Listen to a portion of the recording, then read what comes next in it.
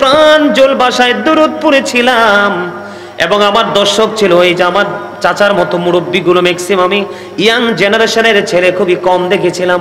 আজকে মোটামুটি young main মোটামুটি অনেক বেশি দেখা যায় বন্ধু, কারণ বর্তমান যুগে ইয়াংরা ধ্বংসস্তূপে পরিণত হয়ে গেছে। এই যে মুরব্বী তাদের সিনা এখন আল্লাহ রাসূলের প্রেম ভালোবাসায় ভরা।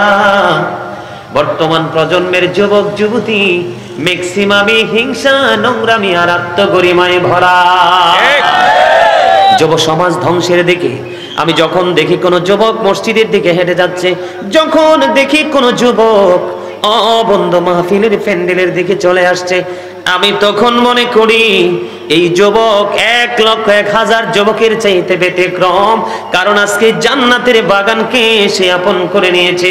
যুবক হৃদয় খুলে শোনো, বৃষ্টির ফোঁটা জিব্রাইলের গণা সম্ভব হয়, যৌবনকালের ইবাদত গণা জিব্রাইলের পক্ষে গণা সম্ভব না।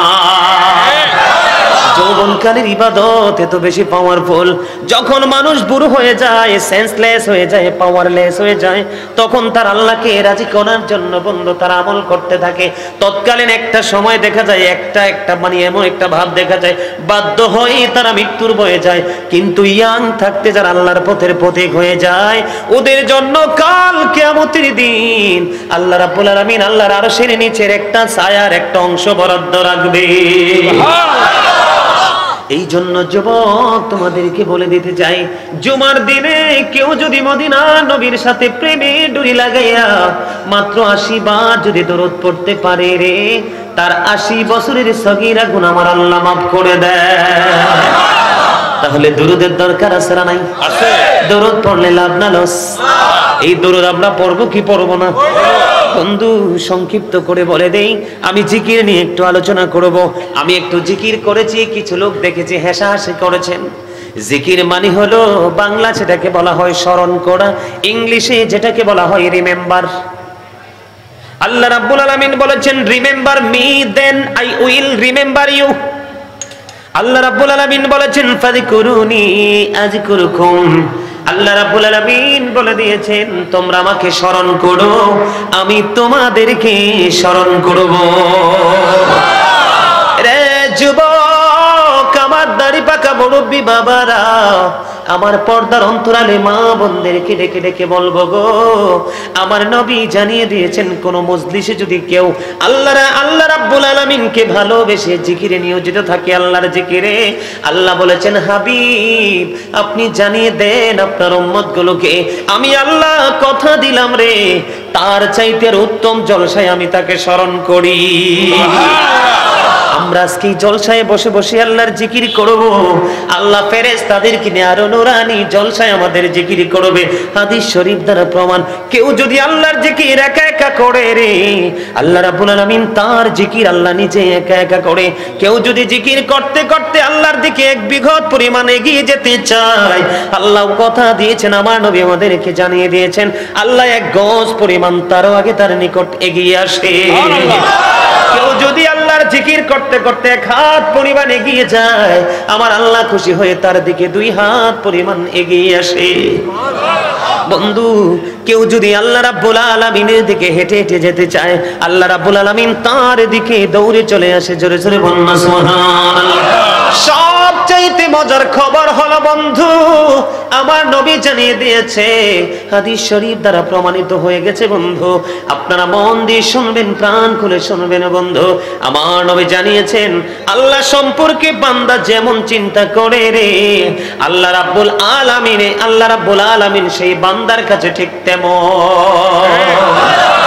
আজকে কেউ যদি মনে মনে ভাবেন মাহফিলে চলে যাব আমার গুনাহ মাফ হয়ে যাবে, আল্লাহ মাফ করে দিবে, কারণ প্রত্যেকটা জিনিস ডিপেন্ড করে তার নিয়তের উপরে। ইন্নামাল আমালু বিন্নিয়াত, আল্লাহর হাবিব বলে দিয়েছেন বন্ধু, কেউ যদি মনে করে আজকের মাহফিল থেকে আমি আল্লাহর দিদার পর্যন্ত পৌঁছে যাব, ঠিক তেমনি ভাবে আপনি আল্লাহর দিদার পর্যন্ত পৌঁছে যেতে পারবেন, কারণ আপনার নিয়ত হচ্ছে সবচেয়ে বড়। ও বন্ধু জোরে জোরে বলুন না সুবহানাল্লাহ। সবচেয়ে বড় মজার খবর হলো আপনার আমার প্রাণের নবী তিনি বলে দিয়েছেন, তোমরা যদি কেউ যদি জান্নাতের বাগানে যাও, জান্নাতের বাগানে আসা যাওয়া করো, ওখান থেকে তোমরা কিছু ফল খেয়ে নিও। প্রশ্ন করা হলো, ইয়া রাসূলুল্লাহ, ইয়া হাবিবাল্লাহ, নবী গো, এই যে জান্নাতি ফলটা কি গো নবী? আমার নবী সঙ্গে সঙ্গে জানিয়ে দিলেন মাওলার জিকির। আর জোরে বলেন না সুবহানাল্লাহ। আর একটু মহব্বতে বলুন সুবহানাল্লাহ। জিকির করলে লাভ না লস? তবে আল্লাহর হাবিব সমাধান দিয়েছে সুন্দর। প্রত্যেকটা পার্সন কিন্তু ডবল পার্সন। কি আপনি আমি প্রত্যেকটা পার্সন, প্রত্যেকটা মানুষ কিন্তু ডবল, সিঙ্গেল কেউ নয়। কেমনে? একটা হলো তার দেহ, আর একটা হলো তার আত্মা। মানুষের আসল সত্তা হলো তার আত্মা। কি যেটাকে আরবিতে বলা হয় রূহ, ইংলিশে যেটাকে বলা হয় সোল। আল্লাহ বলেছেন, say the soul is the order of my Lord, হোলি রুহু মিন আমরি রব্বি। First tense, present tense, future tense, অতীত, বর্তমান, ভবিষ্যৎ। একদিন ছিলাম না, আজকে আছি, আরেকদিন থাকবো না। ঠিক কিনা বলেন? আল্লাহর হাবিব বলেছেন, জিকির মনে মনে কলবে রেখেও করা যায়, আবার জবান দিয়েও করা যায়। তবে অন্তর, আত্মা এবং জবান দুইটো মিলে যে জিকির করা হয়, এই জিকির হলো আল্লাহর কাছে সবচেয়ে প্রিয় জিকির। আমার নবী আরো বলে দিয়েছেন, তোমরা যখন জিকির করবা এমন ভাবে জিকির করো মানুষে দেখলে যেন তোমাদেরকে পাগল বলে। আরো মজার খবর হলো বন্ধু, প্রত্যেকটা মেশিনকে ক্লিয়ার করার, ময়লা পরিষ্কার করার একটা যন্ত্র আছে। আছে না নাই? মানুষের মনের ঘরের ময়লা দূর করার জন্য সবচেয়ে বড় মেশিন, সবচেয়ে বড় যন্ত্র হলো মাওলার জিকির। এই জন্য বন্ধু আল্লাহ বলেছেন, ফাযকুরুল্লাহ কিয়ামান ওয়া কুউদান ওয়া আলা সুনুবিকুম। আল্লাহ বলেছেন, তোমরা ফাযকুরুনি আযকুরুকুম, তোমরা কি করো? আমাকে স্মরণ করো, আমি তোমাদেরকে স্মরণ করব। এই স্মরণটা কেমন করে করব? আল্লাহ বলেছেন, তোমরা যখন দাঁড়িয়ে থাকো দাঁড়িয়ে দাঁড়িয়ে জিকির করো, বসে বসে জিকির করো, শুয়ে শুয়ে আল্লাহর জিকির করো। তারপরেও জিকির বন্ধু বন্ধ করা যাবে না। ঠিক কিনা বলেন? আর জোরে বলেন ঠিক না বেঠে? আমি আজকে পবিত্র কালামে হাকিম থেকে আলোচনা একটা ছোট্ট একটা আয়াত নিয়েছি বন্ধু, ছোট্ট একটা হেডলাইন দিয়েছি। সেই হেডলাইন, সেই শিরোনামের কেন্দ্র করে আমি আজকে আলোচনার বন্ধু গভীরে যাব। থাকবেন তো না চলে যাবেন? সবাই থাকবেন? আমার বিশ্বাস আপনারা থাকবেন, কারণ আপনাদের একটার চোখেও কি নাই, ঘুম নাই। আলহামদুলিল্লাহ বলেন। বিশেষ করে আপনাদের এখানকার ইয়াং মেন যারা, ওরা অনেকটা অ্যাক্টিভ। আল্লাহ তাদেরকে কবুল করে নিক, সকলে বলুন আমিন। যুবকরা যদি আল্লাহ রাসূলের প্রেমিক হতো, এই পৃথিবী, এই বাংলাদেশ আরো সুন্দর থাকতো। কথা বলেন, সুন্দর থাকতো না? আল্লাহ রাব্বুল আলামিন বলেছে, ছোট্ট একটা আয়াত তেলাওয়াত করেছি, ক্বাদ জাআকুমুর রাসূলু বিল হাক্কি মির রাব্বিকুম ফাআমিনু খায়রুল লাকুম। জোরে জোরে বলুন আল্লাহু আকবার। বন্ধু, আল্লাহর হাবিব আমাদেরকে জানিয়ে দিয়েছেন, পবিত্র কালামে হাকিম এসেছে কার কাছে? আল্লাহর নবী সরকারে দো জাহান, সরকারে মদিনার কাছে। আল্লাহর হাবিবের মাধ্যমে আল্লাহ রাব্বুল আলামিন জানিয়ে দিয়েছে, নিশ্চয়ই আল্লাহর হাবিব সরকারে মদিনা, ইমামুল মুরসালিন, রাহমাতাল লিল আলামিন, 1,24,000 নবী রাসূলের মধ্যে 8 জন নবীকে আল্লাহ নিজে স্বর্গীয় উপাধি দিয়েছেন। এর মধ্যে আপনার আমার নবী পেয়েছেন চিরস্থায়ী উপাধি, যার নাম হলো মুহাম্মদুর রাসূলুল্লাহ সাল্লাল্লাহু আলাইহি ওয়াসাল্লাম। আল্লাহ রাব্বুল আলামিনের কাছ থেকে আমাদের কাছে আল্লাহর হাবিব সত্য নিয়ে এসেছে। আল্লাহর হাবিব আল্লাহর কাছ থেকে আমাদের কাছে সত্য নিয়ে এসেছে। কার কাছে? আমাদের কাছে যে সত্য নিয়ে এসেছে, এই সত্যটা সম্পর্কে আমাদেরকে কি করতে হবে? বিশ্বাস করতে হবে। আল্লাহ বলেছেন ফাআমিনু, সুতরাং তোমরা ঈমান আনো। ঈমান আনলে তোমাদের লাভটা হবে কি? আমাদের লাভটা হবে কি? আল্লাহ বলেছেন খায়রুল লাকুম, এটা তোমাদের জন্য কল্যাণকর হবে। আরো জোরে জোরে বলুন না সুবহানাল্লাহ। নিশ্চয়ই সরকারে মদিনা তোমাদের প্রতিপালকের পক্ষ থেকে সত্য এনেছেন, সুতরাং তোমরা ঈমান আনো। তোমাদের জন্য ঈমান আনলে তোমাদের কল্যাণ হবে, তোমাদের মঙ্গল হবে, তোমরা সব নিয়ামত দুনিয়া এবং আখিরাতে পেয়ে যাবে। জোরে জোরে সুবহানাল্লাহ। বয়ান করেছেন কে? আল্লাহ। বিশ্বাস করেন না? বিশ্বাস করেন? বন্ধু, এই জায়গায় আসার কারণ হলো এখানকার মানুষ অনেকটাই বন্ধু গুমরা হয়ে গেছে।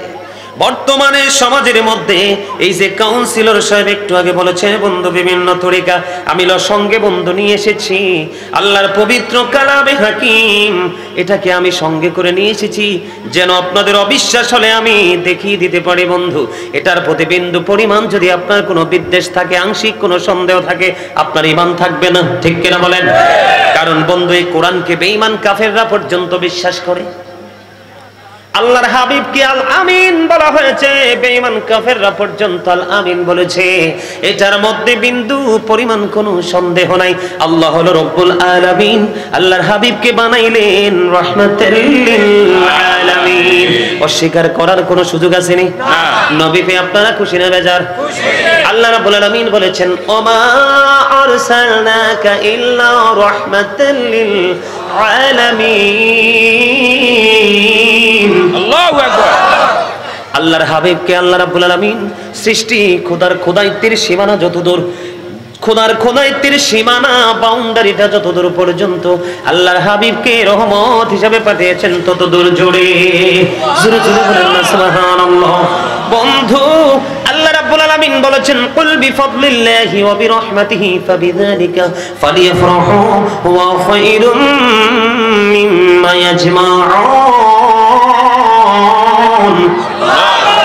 আল্লাহ রাব্বুল আলামিন বলেছেন, আমি যে তোমাদের কাছে রহমত পাঠিয়েছি, আমার ফজল পাঠিয়েছি, নিয়ামত পাঠিয়েছি, সেই নিয়ামত পেয়ে তোমরা আনন্দ উৎসব করো। ফালিয়াফরাহু, তোমরা আনন্দ উৎসব করো। এটা করলে লাভ হবে কি? আল্লাহ বলেছেন, হুয়া খায়রুম মিম্মা ইয়াজমাউন। তোমরা আনন্দ উৎসব করলে এটা তোমাদের পুঁজি করা সম্পদ চাইতে দামি আনন্দ। বুঝেন নাই? আপনার একটা বাবা মার কাছে সবচেয়ে দামি হলো তার সন্তান, তারপরে হলো সন্তানের ভবিষ্যতের জন্য টাকা পয়সা, বাড়ি গাড়ি। ঠিক কিনা বলেন? আল্লাহর হাবিবকে পেয়ে আল্লাহর হাবিব রহমত কিনা বলেন?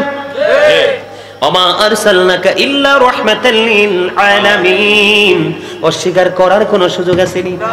আমার ওয়াজ কিন্তু বুঝতে হবে আপনাদেরকে, কারণ ওয়াজ কিন্তু বিবেকহীন মানুষের জন্য নয়, সেন্সলেস মানুষের জন্য নয়। ওয়াজ হচ্ছে সেন্স এবিলিটি সম্পূর্ণ পার্সনদের জন্য। কারণ বিবেক নামক নূর আল্লাহ সবাইকে দেয়নি রে।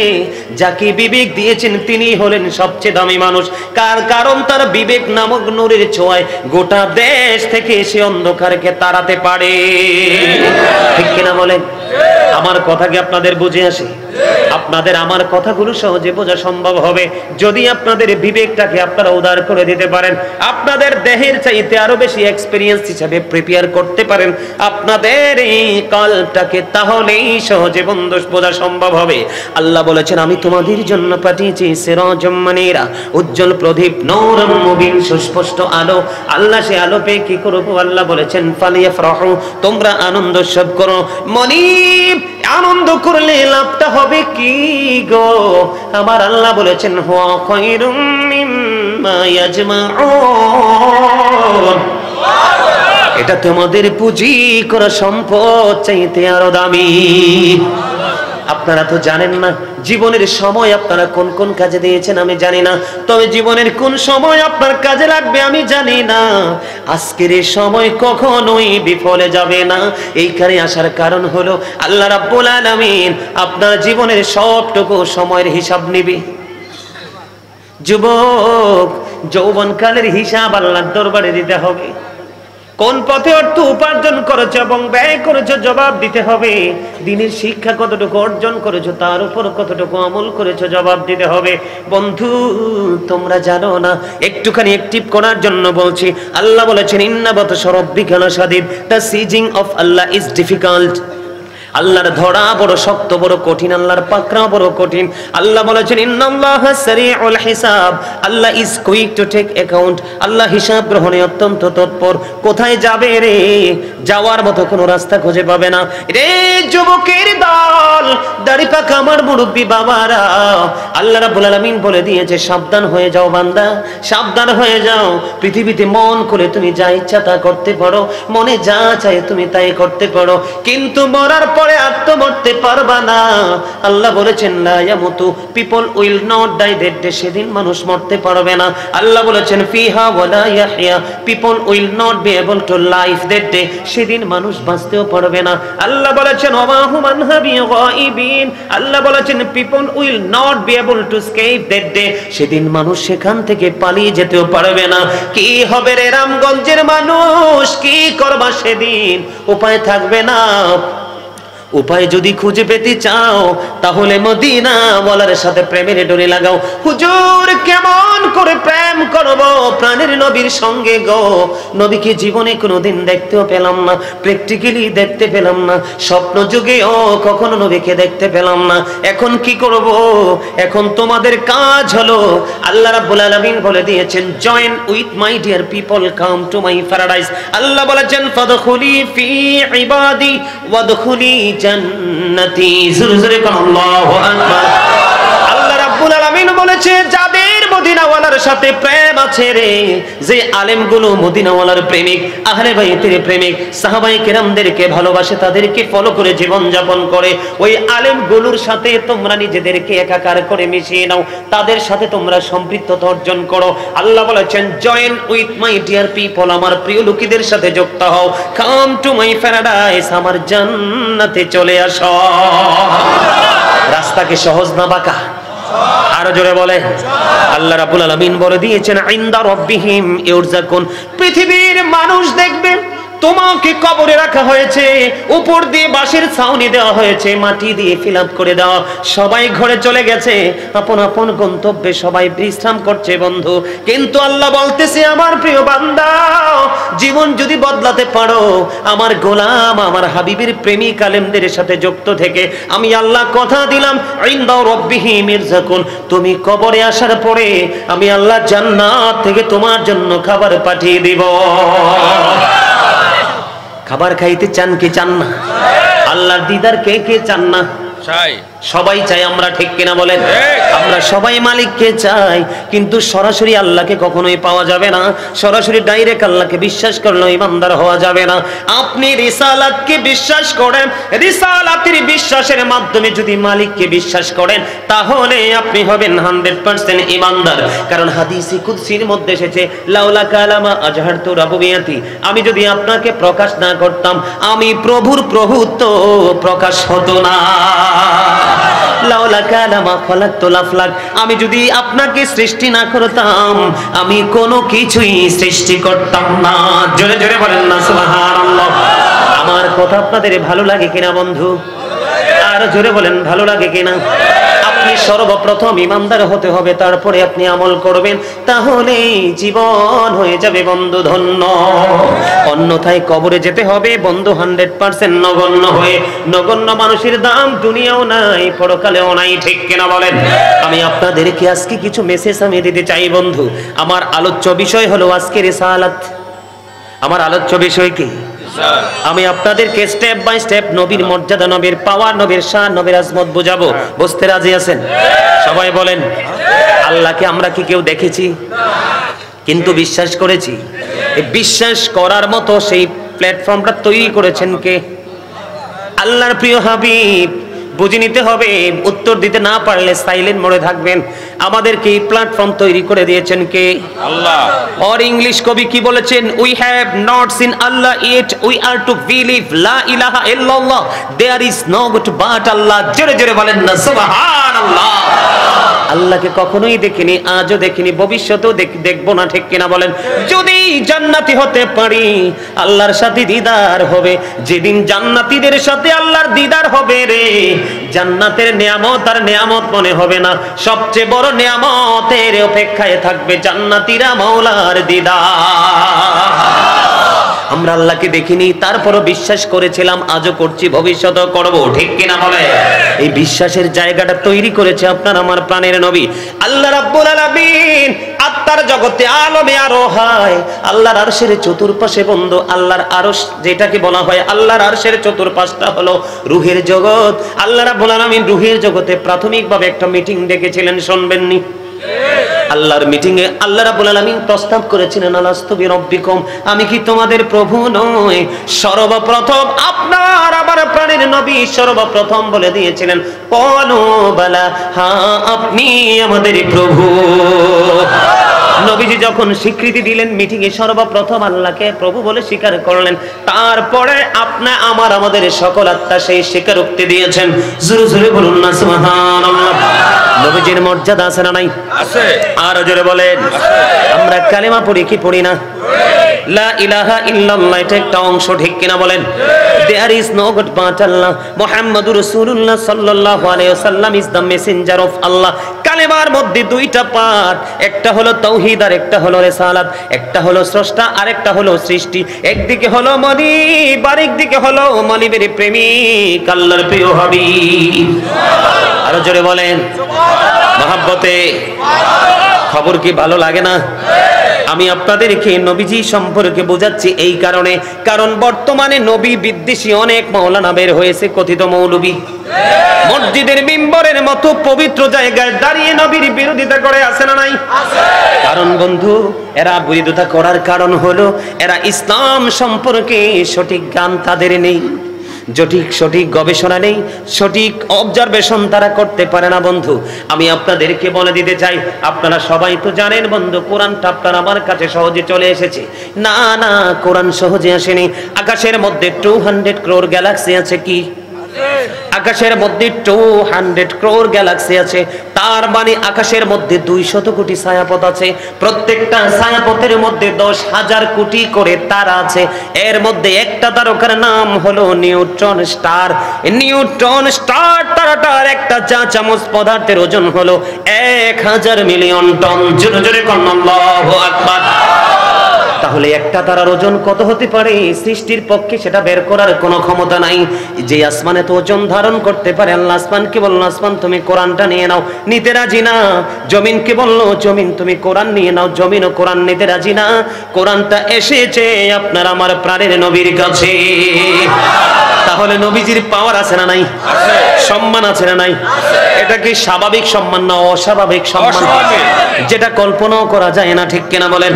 বন্ধু নবীজির জামানায় কোরআন এসে লিখিত ছিল না, আবু বকরের জামানায় কোরআনটা লিখিত ছিল না, ওমরের জামানায় কোরআনটা লিখিত ছিল না, হযরত ওসমান জিন নূরাইন রাদিয়াল্লাহু তাআলা আনহু ওনার জামানায় কোরআনটা লিখিত হয়েছে।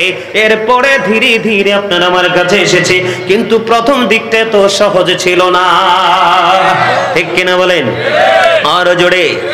আপনি আমি নামাজ পড়ছি কিনা? নামাজ ছিল 50 ওয়াক্ত, মেরাজের দিন কত দিন? আল্লাহর হাবিব মাইনাস করে করে 5 ওয়াক্তের মধ্যে নিয়ে এসেছে। আল্লাহর হাবিবের প্রস্তাব আল্লাহ রাব্বুল আলামিন রাখলেন, আবার আল্লাহ বলেছেন আমার কথাও তো নড়চড় হতে পারে না, আমি আল্লাহ কথা দিয়েছি 50 ওয়াক্ত। হাবিব আপনার মহব্বতে আপনার উম্মতকে আমি 45 ওয়াক্ত মাইনাস করে দিলাম। যদি 5 ওয়াক্ত সঠিকভাবে পড়তে পারে গো, তাহলে আমি আল্লাহ খুশি হয়ে 50 ওয়াক্তের সওয়াব দিয়ে দিব। মর্যাদা আছে না নাই? দাম আছে না নাই? সেই নবী সম্পর্কে কথা বলতে বুঝে শুনে কথা বলতে হবে কিনা, একটু চিন্তা ভাবনা করতে হবে কিনা। বন্ধু নবীকে আপনারা নূর মানেন না মাটি মানেন? সবাই বন্ধুরে আমার, আপনি সহজভাবে আপনাদেরকে বলে দেই, আল্লাহর হাবিবের সৃষ্টির আগে কোনো কিছুই ছিল না, মাটি আসে কোত্থেকে? কথা বলেন। পৃথিবীর কোন আলেম বন্ধু যারা নবীকে মাটি বলে, তারা এই পর্যন্ত কোনোদিন বন্ধু নবীকে মাটি আল্লাহ নিজে বলেছেন ডাইরেক্টলি কোনো আয়াত দেখাতে পারেনি, কিয়ামত পর্যন্ত পারবে না। কারণ আল্লাহ রাব্বুল আলামিনের কোরআন হলো একটা নূর, আল্লাহর হাবিব হলো একটা নূর। এই জন্য আল্লাহ রাব্বুল আলামিন বলেছেন, কদ জাআকুম মিনাল্লাহি নূর।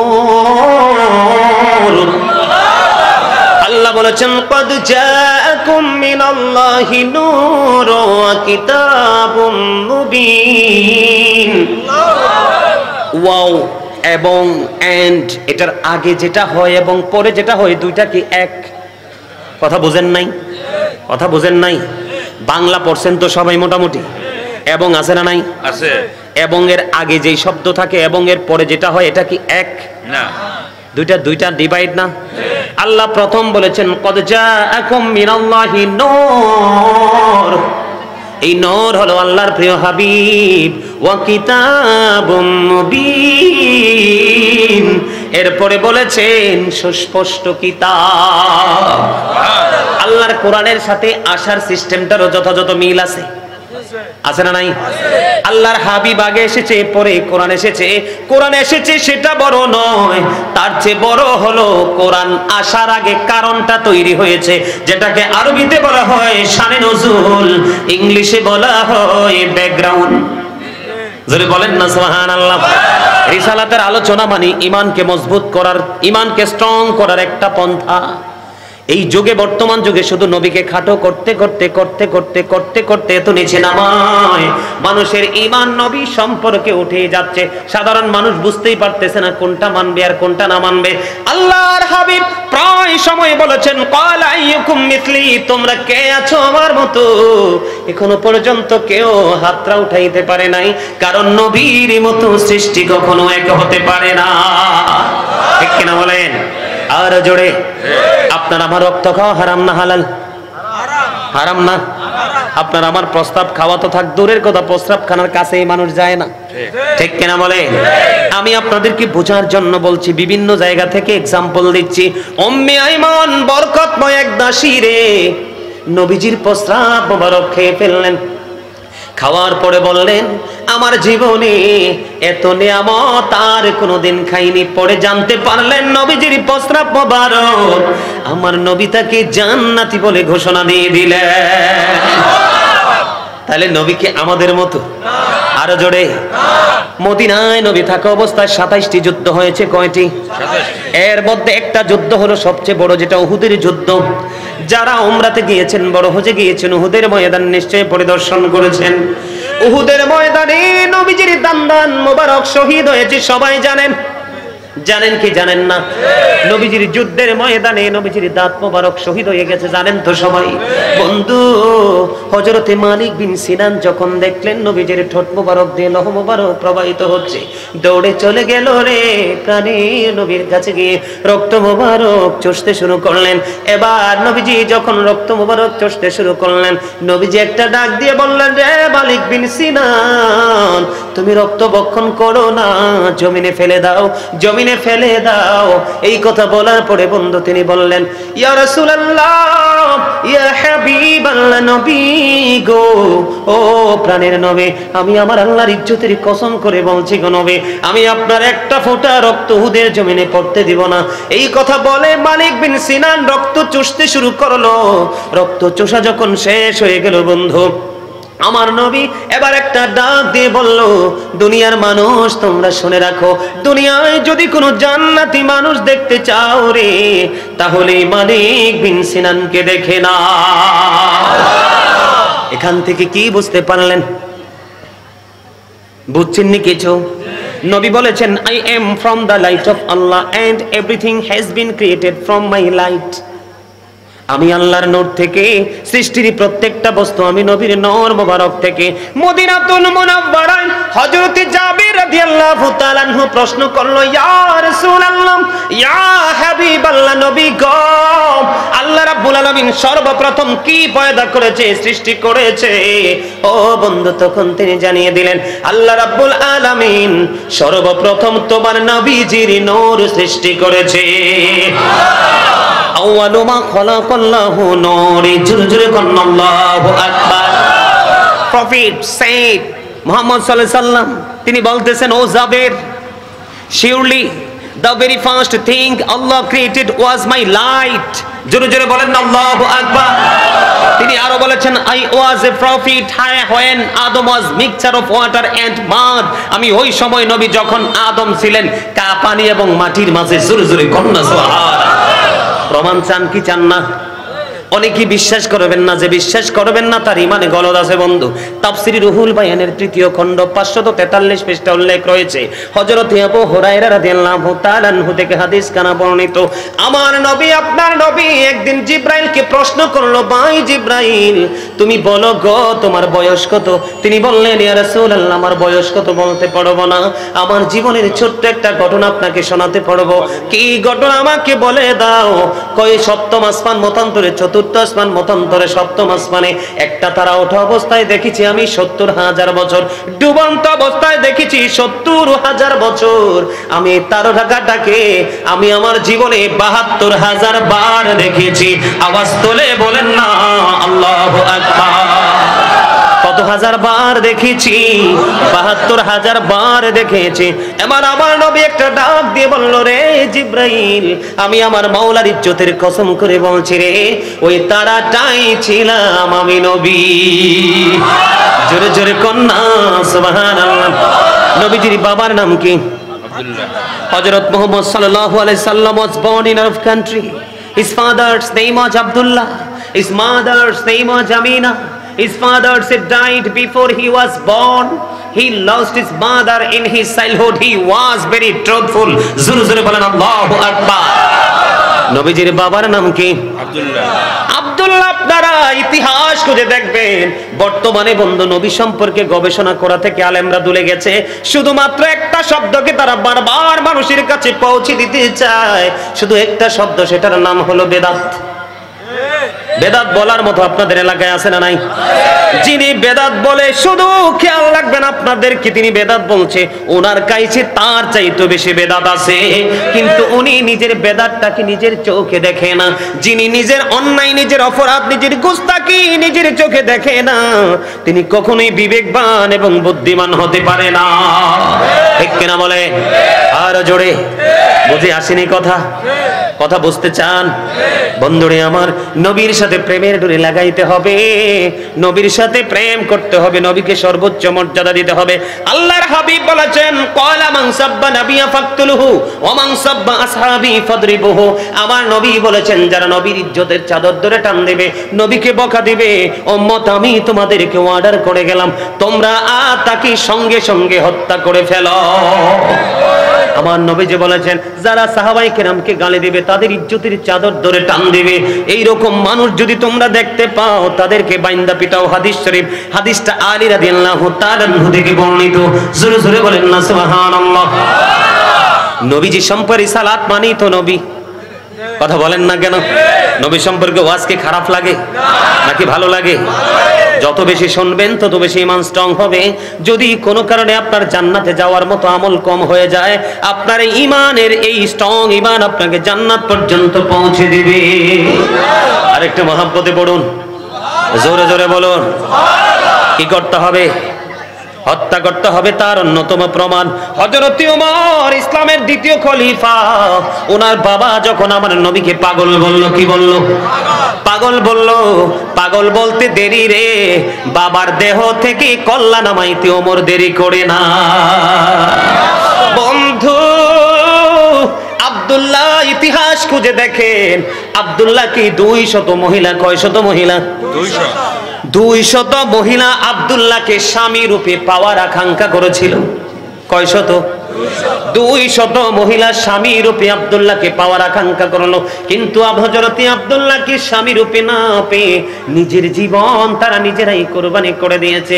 রহস্য কি হুজুর? আব্দুল্লাহর প্রেমে কেন ২০০ নারী জীবন দিল নিজেরা স্বেচ্ছায়? তার কারণ হলো আব্দুল্লাহর কপালে ছিল নূর, নবীজির নূর মোবারক। এই নূরের ঝলক যখন কোন নারী আব্দুল্লাহর পেজের মধ্যে দেখতো, তখন তারা পাগল হয়ে যেত আব্দুল্লাহকে আপন করে কাছে পাওয়ার জন্য। আব্দুল্লাহকে কাছে না পাওয়ার বিরহ নিয়ে ২০০ নারী নিজের জীবন নিজে বিসর্জন দিয়ে দিয়েছে। তার রহস্য হলো আব্দুল্লাহর নূরানি চেহারা। এই নূর ছিল, নূর নবীজির নূর মোবারক ছিল আব্দুল্লাহর কপালে। তোমরা জানো না, আমি যদি এখন কাউকে থুতু মারি বন্ধু, আমার সাথে ঝগড়ার মনস্থ করে আসবে মানুষ, ঠিক কিনা বলেন? আপনারা বন্ধু হক্কানি আলেম, এই জন্য আমার নবী বলেছেন, কোরআন এবং হাদিস বলেছে যেমন তেমন আলেমের সাথে সম্পৃক্ত করো না, সম্পৃক্ত থেকো না, যোগ্য এবং দক্ষ আলেমদের সাথে সম্পর্ক করো, তাদেরকে ইমাম বানাও, খতিব বানাও, তাদের সাথে সম্পৃক্ত থাকো। জীবনে কোনোদিন ঈমান আমল ধ্বংস হবে না। কিছু পড়েছে, কিছু শুনেছে, কিছু দেখেছে, ওই সমস্ত ইমামের পিছনে নামাজ পড়লে আজকে নামাজ পড়বেন, কাল থেকে পরশু আপনি ঈমান হারা হয়ে যাবেন। কারণ ইসলাম কোনো ছোট্টখাট্ট চটি বই পড়ে বন্ধু আলেম হওয়া যায় না। ইসলাম এবং কুল কিনারাহীন এক গভীর সমুদ্র, জীবন থাকতে ঢুকা যায় আর জীবন থাকতে বের হওয়া সম্ভব না। বলে হুজুর কেন গো এটা এত লং কেন গো? কারণ ইন্না দীনা ইনদাল্লাহিল ইসলাম, ইসলাম হলো আল্লাহর মনোনীত ধর্ম। Islam is not only a religion but also complete code of life. জোরে জোরে বলেন আল্লাহু আকবার। আরে আরে জোরে বলেন আল্লাহু আকবার। বন্ধুরে আমার, এটা আল্লাহর মনোনীত ধর্ম, আর এই ইসলামের নির্যাস হলো আপনার আমার প্রাণের নবী। বুঝেন নাই? নবী ছাড়া কি ইসলামের আগাগোড়া বুঝতাম?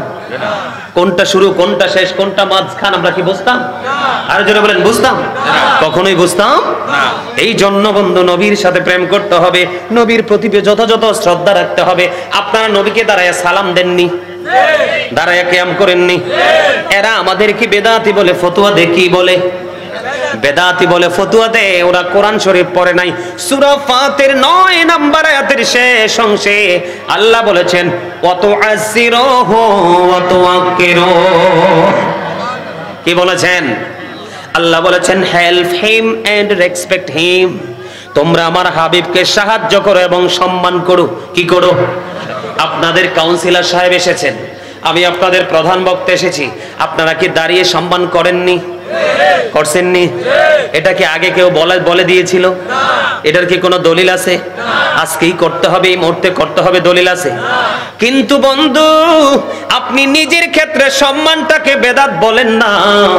যিনি সরকারে মদিনা ইমামুল মুরসালিন, আল্লাহ যাকে ভালোবেসে হাবিবুল্লাহ বলেছে, আপনি তার সম্মানকে বেদাত বলেন কোন বিবেকে? আমার কথা বুঝছেননি? আপনারা বুঝেন? এই যে এখন দাঁড়াইলেন, আপনাকে যদি কেউ সম্মান করে আপনি খুশি হয়ে যান, কিন্তু নবীকে কেউ সম্মান করলে আপনি বেজার হয়ে যান। আপনাকে কি আমি ইমানদার বলবো? নবীকে জানের চাইতে আরো বেশি ভালোবাসতে হবে। দন দৌলত টাকা পয়সার প্রমাণ হলো হযরতে ওমর। হযরতে ওমর ডেকে ডেকে বলল, ইয়া রাসূলুল্লাহ, আমি আমার জীবন ছাড়া সব কিছুর চাইতে বেশি আপনাকে ভালোবাসি। আমার নবী বললেন, ওমর এখনো তুমি মুমিন হতে পারোনি। পরে ওমর ডেকে ডেকে বলল, ইয়া রাসূলুল্লাহ, আমি আমার জীবনের চাইতেও বেশি আপনাকে ভালোবাসি। আমার নবী বললেন, ওমর এতক্ষণে তুমি মুমিন হয়েছ। আপনার কাছে কি আপনার জানটা খুব কাছে না? আপনার কাছে। কিন্তু কোরআন বলে না না মুমিন, তোমরা সবাই মিলে শোনো। আমার আল্লাহ বলেছেন আন-নাবিয়্যু আউলা বিল মুমিনিনা মিন আনফুসিহিম, নবী মুমিনের জানের চাইতে আরো কাছে। বুঝেন নাই আমার ওয়াজ? নবীজি মুমিনের আত্মার চাইতে আরো কাছে। আপনার আমার আত্মার চাইতে কাছে কিন্তু আর কিছু নাই। কিরে তোর শেয়ার দেয় না কেউ? শেয়ার লাগতো না? ওই একখানা শেয়ার দাও তেরে। বড় আউশ করি আইছি স্টেজে, আলহামদুলিল্লাহ বলেন আরো জোরে। তুমি রাগ করে আইছো কিল্লে গিয়া? না না স্যার, ওই ইয়া করে দিছি, বেন্টি করে দিছি, সবকিছু ক্লোজ করছো। মাশাআল্লাহ মাশাআল্লাহ, you are great my younger brother. আলহামদুলিল্লাহ বলেন আরো জোরে। নবী কি শুধু মুসলমান না, ইমানদার না, বেঈমান কাফেরেরা পর্যন্ত নবীকে সম্মান দিয়েছে। প্রমাণ নিবেননি? বুঝেন নাই? নবীকে চিনাচ্ছি আমি আপনাদেরকে। কি আপনাদের এলাকায় মৌলবীরা কি বলে আমি জানি না। আমি আমার ওই দীর্ঘদিন স্টুডেন্ট লাইফ থেকে এখনো পর্যন্ত নবী নিয়ে গবেষণা করছি। যত বেশি যাচ্ছি বন্ধু ততই মধু খুঁজে পাই, যত বেশি যাচ্ছি ততই বেশি আরো যাইতে ইচ্ছে করে, কারণ অন্তর ভরা আছে রাসূল প্রেম। আর জোরে বলেন না সুবহানাল্লাহ। আমি আপনাদেরকে বলে যারা ইউনিভার্সিটির স্টুডেন্ট যারা আছে, এখানে আসেনি কেউ? কলেজ ইউনিভার্সিটির স্টুডেন্ট থাকলে তারা বুঝতে পারবে 1969 সনে Neil Armstrong 50 lakh crore dollar ব্যয় করে চাঁদের দেশে গেলেন। কোথায়? চাঁদের দেশে। 1969 সনে Neil Armstrong 50 lakh crore dollar ব্যয় করে তিনি চাঁদের দেশে গেলেন দুই বন্ধুকে নিয়ে। ওখান থেকে বিন্দু পরিমাণ বালু নিয়ে পৃথিবীতে ফিরে আসলো। আপনার আমার প্রাণের নবী এই বন্ধু এই জমিন থেকে, রামগঞ্জের জমিন থেকে আকাশ চাঁদ মাত্র 1,40,000 মাইল ধরে মুখস্থ রাখবেন। কত? 1,40,000 মাইল দূরে চাঁদ। আপনার আমার প্রাণের নবী চাঁদটাকে ইশারা করতে দেরি রে, ওই চাঁদটা দুইটা টুকরা হইতে দেরি হয় না। আর জোরে বলেন না সুবহানাল্লাহ। এই জন্য আমি প্রায় সময় একটা গজল বলি, আপনারা শুনছেন কিনা জানি না। গজল পছন্দ করেন আপনারা? কে কে পছন্দ করেন? গজল গাইলে হাদিয়া লাগবে তো সবাই দিতে রাজি। আসলে কিন্তু হাদিয়া মূল নয়, আপনি আপনাদের প্রেমটাকে ট্রাই করেছি। অনেক জায়গায় বলি হাদিয়া লাগবে, গজল গাইলে চুপ হয়ে যায়, বলে হরে হুজুর যে কি যে বলে, ঠিক কিনা বলেন? যার নাম শুনিলে চমকে ওঠে দিল বেকার হয়ে যায়, গাইবি খবর দেনেওয়ালা এলো রে মক্কায়, গাইবি খবর দেনেওয়ালা এলো রে মক্কায়। যার নাম শুনিলে চমকে ওঠে দিল বেকার হয়ে যায়, গাইবি খবর দেনেওয়ালা এলো রে মক্কায়, গাইবি খবর দেনেওয়ালা। আল্লাহ যারে ভালোবেসে সালাম জানায়, সেই নবীকে চিনিলাম না কি হবে উপায়। আল্লাহ যাকে ভালোবেসে সালাম জানায়, সেই নবীকে চিনিলাম না কি হবে উপায়। হায়রে যারে কিটায় আঙ্গুল ইশারায়, হায়রে যারে কিটায় আঙ্গুল ইশারায় চন্দ্র দুই ভাগে হয়ে যায়, গাইবি খবর দেনেওয়ালা এলো রে মক্কায়, গাইবি খবর দেনেওয়ালা এলো রে মক্কায়। দাওয়াত খাইতে গেলেন নবী জাবেরেরই ঘরে, জাবেরেরই দুইটা ছেলে গিয়াছিল মরে। দাওয়াত খাইতে গেলেন নবী জাবেরেরই ঘরে, জাবেরেরই দুইটা ছেলে গিয়াছিল মরে। হায়রে আল্লাহর কুদরতে দুই ভাই, আল্লাহর কুদরতে দুই ভাই জীবিত হয়ে দাঁড়ায়, গাইবি খবর দেনেওয়ালা এলো রে মক্কায়, গাইবি খবর দেনেওয়ালা এলো রে মক্কায়। যার নাম শুনিলে চমকে ওঠে দিল বেকার, গাইবি খবর দেনেওয়ালা, গাইবি খবর দেনেওয়ালা। জোরে জোরে বলেন মারহাবা, আর জোরে বলেন না মারহাবা। নবী সম্পর্কে সম্মান চিন্তা ভাবনা উপরে থাকবে না নিচে? আর জোরে বলেন না নিচে না উপরে? আমি আপনাদেরকে ছোট্ট একটা হাদিস শরীফ শোনাবো বুখারী শরীফ থেকে। ও বন্ধু, হাদিস খান এসেছে বুখারী শরীফের মধ্যে। একজন খ্রিস্টান তিনি কি করলেন? খ্রিস্টান থেকে তিনি মুসলমান হলেন। আমার দিকে তাকান, কি হলেন?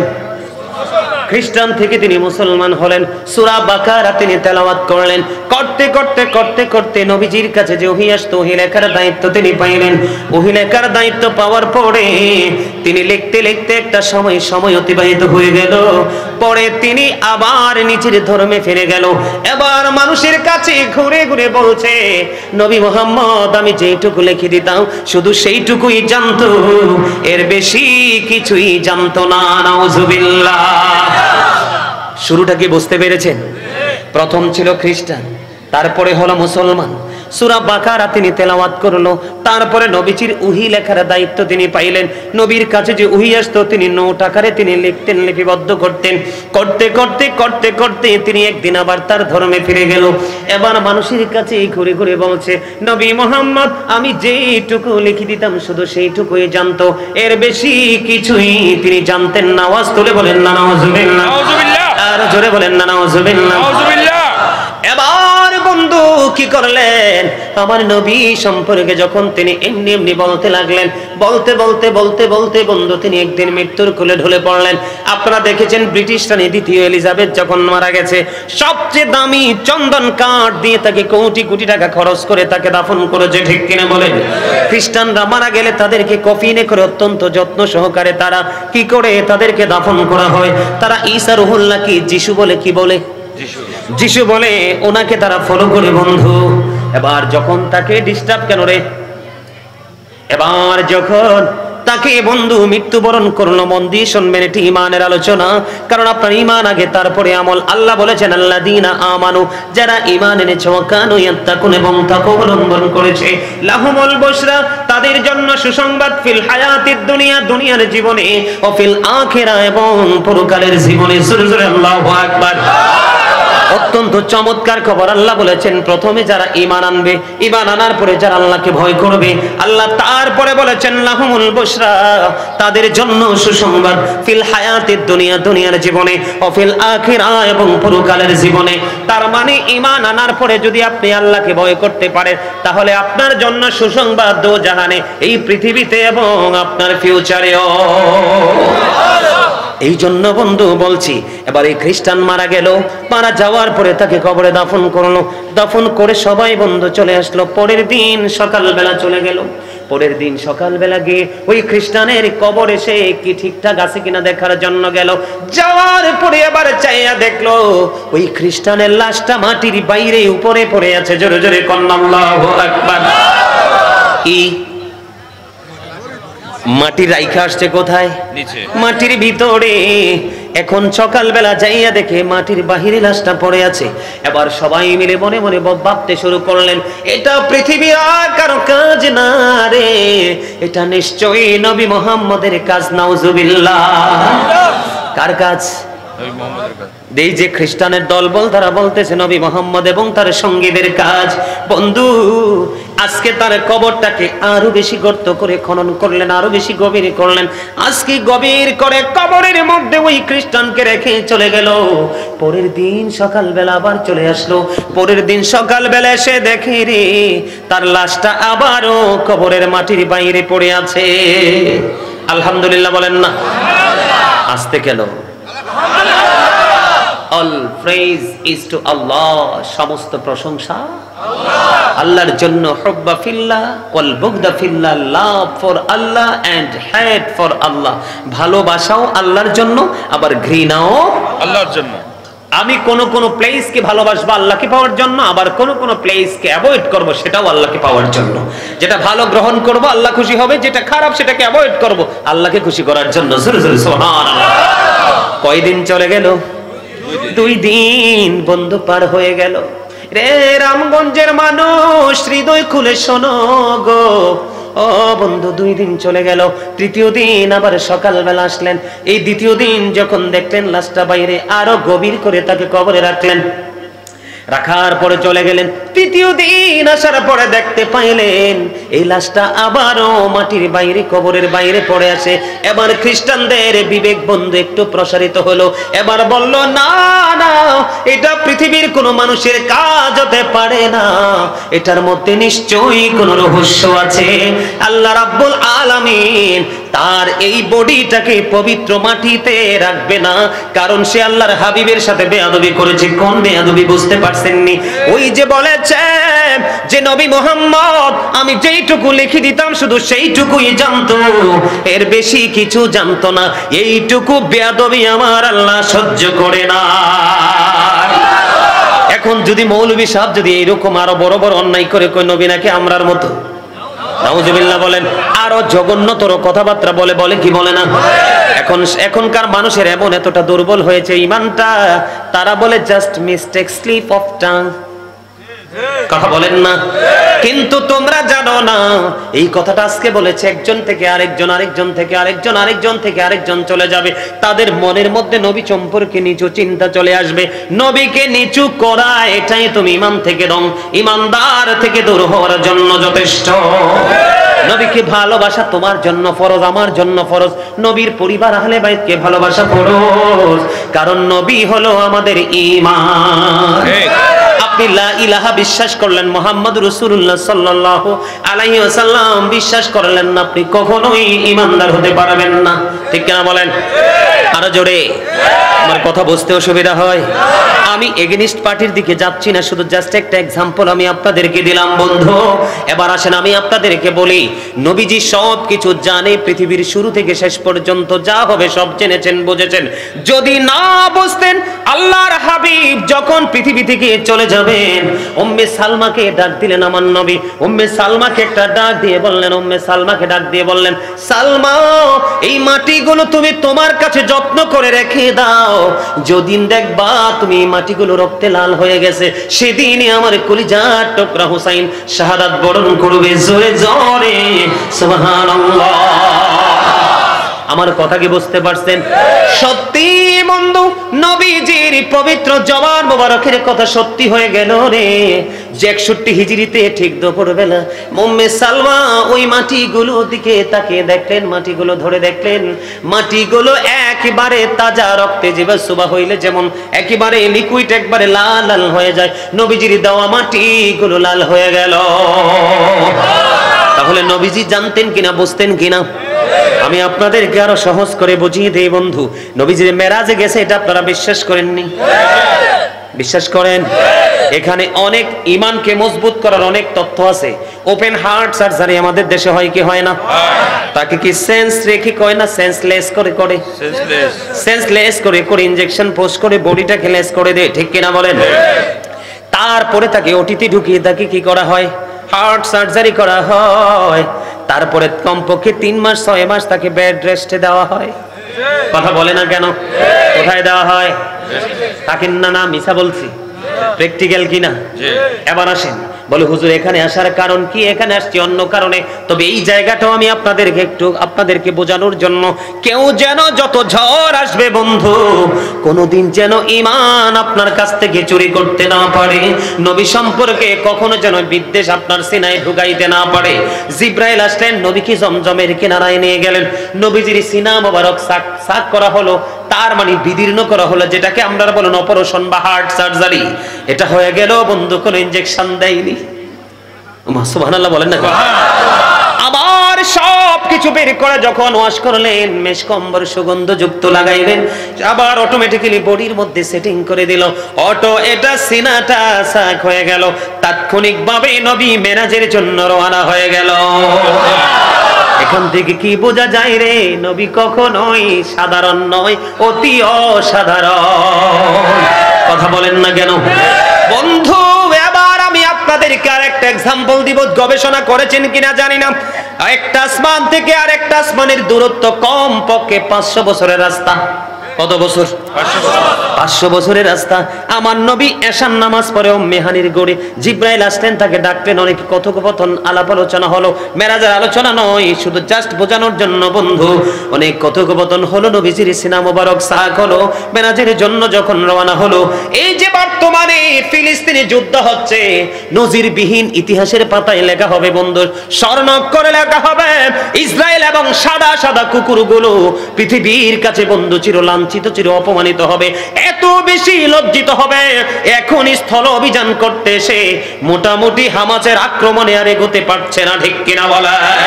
কারণ বন্ধু, আমার আল্লাহুল মাকিরিন, শ্রেষ্ঠ কৌশলের মালিক হলো আমার আল্লাহ। ঠিক কিনা বলেন বন্ধু? মসজিদে আকসা, আমার গায়ের পশমগুলো, সমস্ত শরীরের পশমগুলো শিউরে উঠেছে বন্ধু। মসজিদে আকসাকে বন্ধু ইহুদিরা তাদের উপাসনালয় মনে করছে, কিন্তু তারা জানে না কত বরকতময় কদম পড়েছে এই মসজিদে আকসায়। বিজয় হবে ফিলিস্তিন, বিজয় হবে। একটা ফোঁটা রক্ত কখনোই বিফলে যেতে পারে না। ও বন্ধু, সেখানে আমার নবী সকল নবীদেরকে নিয়ে ইমামতি করলেন, নামাজ হলো, ওখান থেকে বোনাকে সাওয়ার হলো 1 2 3 4 5 6 7 5 7 কত? 35। তাহলে 3500 বছরের রাস্তা শুধু আসমান গুলো ফাড়ি দেওয়া। কি দেওয়া? আসমানগুলো পাড়ি দিয়ে চলে গেলেন নবীজি সিদরাতুল মুনতাহায়। সিদরাতুল মুনতাহায় যাওয়ার পরে বোরাককে বললেন, বোরাক তুমি আউট হয়ে যাও। কেন গো নবী, কোন প্রিয় মানুষকে মাঝ পথে কি কেউ তাড়িয়ে দেয়? রে বোরাক, সামনের দিকে তুমি আগাইতে পারবা না, কারণ সামনে শুধুই আছে যেটা অতিক্রম করব সেটা মহাশূন্য, শুধু নূরের জগৎ। জোরে জোরে বলেন না সুবহানাল্লাহ। নবী গো প্রিয়জনকে ছেড়ে দিলেন, তুমি চলে যাও। রফরা ভাসতেছে, রফরা ভেসে নবীকে নিয়ে গেলেন বন্ধু। নবীকে যখন নিয়ে গেল, নবীজি সশরীরে আমার নবীজি আল্লাহর আরশের গেইটে কদম দিলেন। কদম দিলেন, দেওয়ার পরে নবীজি জুতা মোবারক খুলতে চায়। আমার নবী জুতা যখন খুলতে চাইলেন, আমার আল্লাহ একটা ডাক দিয়ে বললেন, হাবিব আপনি জুতা খুলবেন না, আপনার পাদুকা মোবারক নিয়ে আমার আরশের মধ্যে কদমটা বাড়িয়ে দেন। নবী গো, আমার প্রাণের নবী এতটা দামি গো বন্ধু। আমার নবী বললেন, মনিব মূসা কালিমুল্লাহ যখন গিয়েছিল কুহে তুরে, তুমি বলেছিল মূসাকে জুতা খুলে যাওয়ার জন্য। আমার আল্লাহ ডাক দিয়ে বলে, হাবিব সেদিন আমি মূসাকে বলেছিলাম জুতা খুলে যাওয়ার জন্য এই কারণে, কারণ আমি মূসাকে কুহিতুরের মাটি লাগাইয়া তার ইজ্জত বাড়াবো। জোরে জোরে বলেন না সুবহানাল্লাহ। আমি ইজ্জত বাড়াবো বলে জুতা খুলে যাওয়ার জন্য বলেছিলাম। সবচেয়ে মজার খবর দেখেন, আল্লাহ কিন্তু একজন নবীকে বলেছেন কালিমুল্লাহ, মূসা কালিমুল্লাহ। মূসা স্পোক টু আল্লাহ, মূসা কালিমুল্লাহর সাথে আল্লাহ কথা বলেছেন। দেখেন আমাদের নবী এবং অন্য নবীদের মর্যাদা, পাওয়ার, সম্মানের মধ্যে কত পার্থক্য, কত ডিসটেন্স। মূসা নবী বললেন, রব্বি আরিনি, আল্লাহকে দেখতে চাইলো। আল্লাহ বললেন লাংতারানি না খোঁজ করে দিল। কিন্তু বন্ধু আমরা এমন একজন নবীর উম্মত হইলাম রে, আমি সব সময় বুকে হাত দিয়ে বলি I am very successful person, কারণ আখির নবীর উম্মত হতে পেরেছি। আমার সামনে বন্ধু কোরআন শরীফটা আছে। বন্ধুরে আমার, এই যে কোরআন শরীফের 15 পারা, কোন পারা? সকালে গিয়ে ট্রাই করবেন। মূসা দেখতে চাইলেন, দাওয়াত ইচ্ছে করে নিতে চাইলেন, আল্লাহকে দেখার জন্য আল্লাহ দাওয়াত কবুল করলেন না। আপনার আমার নবী চাইনি বন্ধু। কোরআন শরীফের 15 পারায় প্রথম পৃষ্ঠায় সূরা বনী ইসরাঈল, সূরা বনী ইসরাঈলের মধ্যে আল্লাহ রাব্বুল আলামিন বলে দিয়েছেন, সুবহানাল্লাযী আসরা বিআবদিহি লাইলাম মিনাল মাসজিদিল হারাম ইলাল মাসজিদিল আকসাল্লাযী বারাকনা হাওলাহু লিনুরিয়াহু মিন আয়াতিনা। মূসা দেখতে চাইলেন, আল্লাহ নাখোশ করে দিলেন। সূরা বনী ইসরাঈলের প্রথম নাম্বার আয়াতে 15 পারায় আল্লাহর হাবিবকে আল্লাহ নিজে দাওয়াত দিয়েছেন, এই কোরআন সাক্ষী। তাহলে দাম আছে না নাই? এবার বন্ধু 3500 বছর পাড়ি দিয়ে সিদরাতুল মুনতাহায় বোরাক বন্ধ উঠ হয়ে গেল। রফরা বেশে নবীকে আল্লাহর আরশ পর্যন্ত নিয়ে গেল। এখানে মজার একটা খবর, কোন নবী যাইতে পারলো না। মূসা পৃথিবীতে দেখতে চাইলো, দেখাও দিলেন না। আল্লাহ যে নূরের জগৎ পাড়ি দিল রে, নূর নূরের সাথে মিশে, পানি পানির সাথে মিশে, মাটি মাটির সাথে মিশে, মানুষ আমরা পাশাপাশি মানুষের সাথে মিশে, মুরগি মোরগের সাথে মিশে, হাঁস হাঁসের সাথে মিশে, ঠিক কিনা বলেন? খাল বিল নদী, এই যে ছোটখাটো নালা দিয়ে পানি সাগরের নদীর পানির সাথে মিশে, ঠিক কিনা বলেন? একটা নূর আর একটা নূর ছাড়া কখনোই মিশতে পারে না। নূরের জগৎ ফাড়ি দিয়ে চলে গেল বন্ধু। যাওয়ার পরে আল্লাহ রাব্বুল আলামিন ডাক দিয়ে বললেন, হাবিব আমি মূসাকে কুহিতুরে যাইতে বলেছিলাম জুতা খুলে, মূসার দাম বাড়াবো, এই জন্য আজকে আপনাকে বলছি জুতা নিয়ে আসেন গো, আপনার জুতার ধুলি লাগাইয়া আমি আমার আরশের দাম বাড়াবো। জোরে জোরে কন্যা সুবহানাল্লাহ। সবচেয়ে বড় মজার খবর হলো, সবচেয়ে বেশি প্রেমময় খবর হলো, কাউন্সিলর সাহেব আপনি কিছু মনে করবেন না, তাদেরকে বোঝানোর জন্য বলছি। আল্লাহর হাবিব যখন আল্লাহ রাব্বুল আলামিনের কাছে চলে গেল, কোথায়? একেবারে কাছাকাছি চলে গেল। কতটা কাছে বন্ধু চলে গেল, এদিকে আসেন। আল্লাহ রাব্বুল আলামিন হাদিস শরীফ থেকে প্রমাণ, বন্ধু আমার দিকে তাকান। আল্লাহর হাবিব সরকারে মদিনার দুই কাঁধ মোবারকের মধ্যখানে আল্লাহ রাব্বুল আলামিন আল্লাহর কুদরতি হাত মোবারক রাখলেন। সুবহানাল্লাহ। রাখতে দেরি আমার নবী বললেন, আল্লাহর কুদরতি হাত মোবারক আমার দুই কাঁধের মধ্যখানে রাখতে দেরি রে, আমার বুক পর্যন্ত সেই প্রশান্তিটা চলে আসলো। আমি আসমান জমিনের শুরু থেকে শেষ পর্যন্ত যা কিছু আছে আমি নবী সব কিছু দেখে নিয়েছি। আমার নবী হাদিস শরীফের মধ্যে এসেছে আরো সহজ করেছে। একটা মানুষের হাতের তালুটাকে মানুষ যেমনি ভাবে স্পষ্ট দেখতে পায়, আমি নবী শুরু থেকে শেষ পর্যন্ত যা কিছু আছে, যা কিছু হবে, আমি হাতের তালুর মতো সব কিছু স্পষ্ট দেখে নিয়েছি। কারণ বন্ধু, নবী শব্দের অর্থই হলো দৃশ্যের সংবাদদাতা, গায়েবী খবর দেনেওয়ালা, যিনি গায়েবের খবর দিতে পারবে না, যেটা আপনার আমার দৃষ্টি সীমার বাহিরে, সেটার খবরই নবীরা রাখে, আর রাখতে পারে বিধায় তারাই হবে নবী। আর জোরে বলেন না সুবহানাল্লাহ। সে নবীকে ভালোবাসার দরকার আছে না নাই? নবীর সম্মান বুঝতে পারছেননি? নবীর মর্যাদা বুঝতে পারছেননি? আমি বলে শেষ করতে পারবো না। নবীজি পৃথিবীর বুকে যখন কদমটা বাড়িয়ে দিল বন্ধু, আকাশের তারাগুলো জমিনের এত বেশি নিকট এসেছিল, ও বন্ধু মনে হয়েছিল আকাশের তারাগুলো সব যেন জমিনে এসে পড়বে। আপনাদেরকে আমি ছোট্ট ছোট্ট করে এক্সাম্পল দিচ্ছি বোঝার জন্য। পৃথিবীর কোন আলেম বলতে পারবে না নবীকে কে খতনা করিয়েছে? কেউ বলতে পারবে না, কারণ আমার নবী খতনা করা অবস্থায় পৃথিবীতে কদম দিয়েছে। জোরে জোরে বলেন না সুবহানাল্লাহ। উম্মে সালমা রাদিয়াল্লাহু রাসূলের ফুফু সুফিয়া তিনি বললেন, আমেনার ওদর থেকে যখন আমার নবী কদমটা বাড়িয়ে দিল, কদমটা বাড়িয়ে দিতে দেরি রে, আমেনার ওদর থেকে ছেলে হলো না মেয়ে হলো, দেখতে গেলাম, দেখতে যাইতে দেরি রে, আমি নজর দিয়ে চাইয়া দেখলাম রাসূলের ফুফু সুফিয়া রাদিয়াল্লাহু তাআলা আনহা, ওনার বয়ান, উনি বলতেছেন আমি নবীজির কাছাকাছি যাইতে দেরি, নবীজির কাছে যাওয়ার আগে আমি নজর দিয়ে চাইয়া দেখলাম নূরের একটা চাদর, আল্লাহর কুদরতি নূরের একটা চাদর আসলো রে, এসে নবীজির বুক মোবারক থেকে পুরো অংশটা ঢেকে দিল। পৃথিবীর কেউ নবীজির লজ্জাস্থান দেখতে পায়নি। আমরা সেই নবীর উম্মত। নবী সম্পর্কে চিন্তা করতে হলে বুঝে শুনে চিন্তা করতে হবে বন্ধু। নবী সম্পর্কে ভাবতে হলে বুঝে শুনে ভাবতে হবে। যদি আপনার ভাবনা ব্রেইনে না আসে বন্ধু, একটু ধৈর্য ধরতে হবে। ঠিক কিনা বলেন? আরো জোরে বলেন না ঠিক না ঠিক? আমার কথা বুঝতে কোনো অসুবিধা হয়নি বন্ধুরে আমার? নবী বড় প্রেম, নবী বড় নিয়ামত, নবীর সাথে যুক্ত থাকবেন আপনি। হাদিস শরীফের মধ্যে এসেছে একজন ব্যক্তি এসে প্রশ্ন করলো, ইয়া রাসূলুল্লাহ, ইয়া হাবিবাল্লাহ, নবী গো কিয়ামত কখন হবে? আমার নবী বললেন, তুমি কিয়ামতের দিনের জন্য কি প্রস্তুতি নিয়েছো? ইয়া রাসূলুল্লাহ, ইয়া হাবিবাল্লাহ, নবী গো আমি কিয়ামতের দিনের জন্য কোনো প্রস্তুতি নিতে পারিনি নবী। তাহলে কি করেছো? কয় আমি আল্লাহ এবং আল্লাহর হাবিবকে ভালোবাসি। বলতে দেরি রে, আমার নবী ডাক দিয়ে বললেন, তুমি যাকে ভালোবাসো তার সাথেই তুমি থাকবা। আর জোরে বলেন না সুবহানাল্লাহ।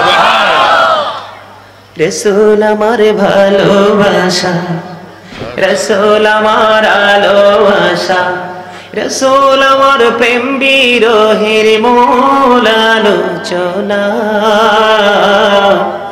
রাসূল আমার কাজে কর্মে অনুপ্রেরণা। বলেন রাসূল আমার ভালোবাসা, সবাই রাসূল আমার ভালোবাসা, রাসূল আমার আলোবাসা, রাসূল আমার প্রেম বিরহের মূল আলোচনা, রাসূল আমার কাজে কর্মে অনুপ্রেরণা। বলেন রাসূল আমার কাজে কর্মে অনুপ্রেরণা। আশা হতো জীবন যখন দুর্বিষহ লাগে, ব্যর্থ এবং পরাজিত স্মৃতিগুলো জাগে, তখন তোমার শৈশব কৈশোর, তখন তোমার শৈশব কৈশোর জানাই সান্ত্বনা। রাসূল আমার কাজে কর্মে অনুপ্রেরণা। বলেন রাসূল আমার ভালোবাসা, রাসূল আমার আলোবাসা, রাসূল আমার প্রেম বিরহের মূল আলোচনা, রাসূল আমার কাজে কর্মে অনুপ্রেরণা। কত রকম রাজার নীতি প্রজার নীতি দেখলাম, দুঃখ হায়রে দুঃখ ছাড়া আর কিছুই না পেলাম। কত রকম রাজার নীতি প্রজার নীতি দেখলাম, দুঃখ হয় রে দুঃখ ছাড়া আর কিছুই না পেলাম। তখন শুধু মনে পড়ে, তখন শুধু মনে পড়ে সোনার মদিনা। রাসূল আমার কাজে কর্মে অনুপ্রেরণা বলে, রাসূল আমার ভালোবাসা, রাসূল আমার রাসূল আমার প্রেম বিরহের মূল আলোচনা। রাসূল আমার কাজে কর্মে,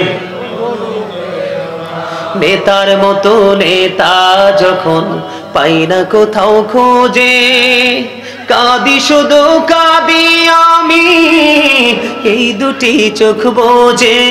বলেন নেতার মতো নেতা যখন পাই না কোথাও খোঁজে, কাঁদি শুধু কাঁদি আমি এই দুটি চোখ বোঝে। তখন তোমার বদর উহুদ, তখন তোমার বদর উহুদ ভুলায় বেদনা। রাসূল আমার কাজে কর্মে অনুপ্রেরণা বলে, রাসূল আমার ভালোবাসা, রাসূল আমার আলোবাসা, রাসূল আমার প্রেম বিরহের মূল আলোচনা। রাসূল আমার কাজে কর্মে অনুপ্রেরণা। মারহাবা। কার কার কাছে ভালো লাগছে হাত তোলেন তো। মারহাবা মারহাবা, হাত নামান। সত্যিকারের আপনারা প্রেমিক, আমি আপনাদেরকে খুশি করার জন্য বলছি না, আপনারা সত্যিকারের আশিকে রাসূল। এই প্রেম আপনাদেরকে যেন আল্লাহ পর্যন্ত পৌঁছে দেয়। সকলে বলেন আমিন। আরো জোরে বলেন আমিন। এত মহব্বতে বলেন আমিন। গজলগুলো অনেক বেশি ভালো লাগে না? আমার নবীজি খুশি হয়েছিলেন। হাসান ইবনে সাবিত রাদিয়াল্লাহু তাআলা আনহু যখন মসজিদে নববীর মিম্বরে দাঁড়িয়ে রাসূলের শান গিয়েছিলেন, আমার নবী এত খুশি হয়েছিলেন, বলেছিলেন আল্লাহ হাসান ইবনে সাবিতকে রুহুল কুদ্দুসের মাধ্যমে সাহায্য করো। জোরে জোরে বলেন সুবহানাল্লাহ। আপনারা যারা আপনাদের যাদের মাঝখানে মাঝখানে গ্যাপ আছে, আপনারা সবাই সামনের দিকে চলে আসেন। পিছনে অনেক মানুষ ওনারা দাঁড়িয়ে আছেন, কষ্ট পাচ্ছে। আসেন আপনারা সবাই সামনে আসেন। আমার আলোচনা কিন্তু কিছুক্ষণের মধ্যে আমি শেষ করে দিচ্ছি। আমার আলোচনা আমি কিছুক্ষণের মধ্যেই শেষ করে দিচ্ছি।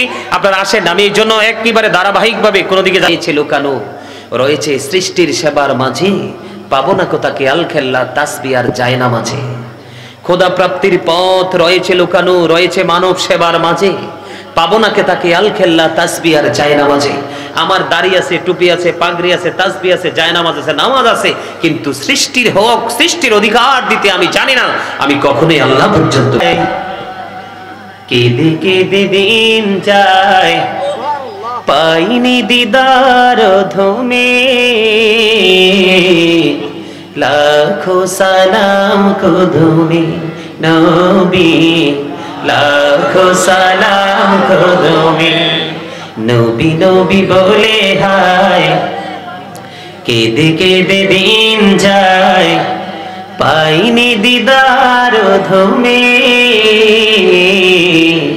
লাখো সালাম নবী, লাখো সালাম কদমে। সোনার মদিনায় লোকে আছো গো, দেখিতে না পাই নয়নে আমি, দেখিতে না পাই নয়নে।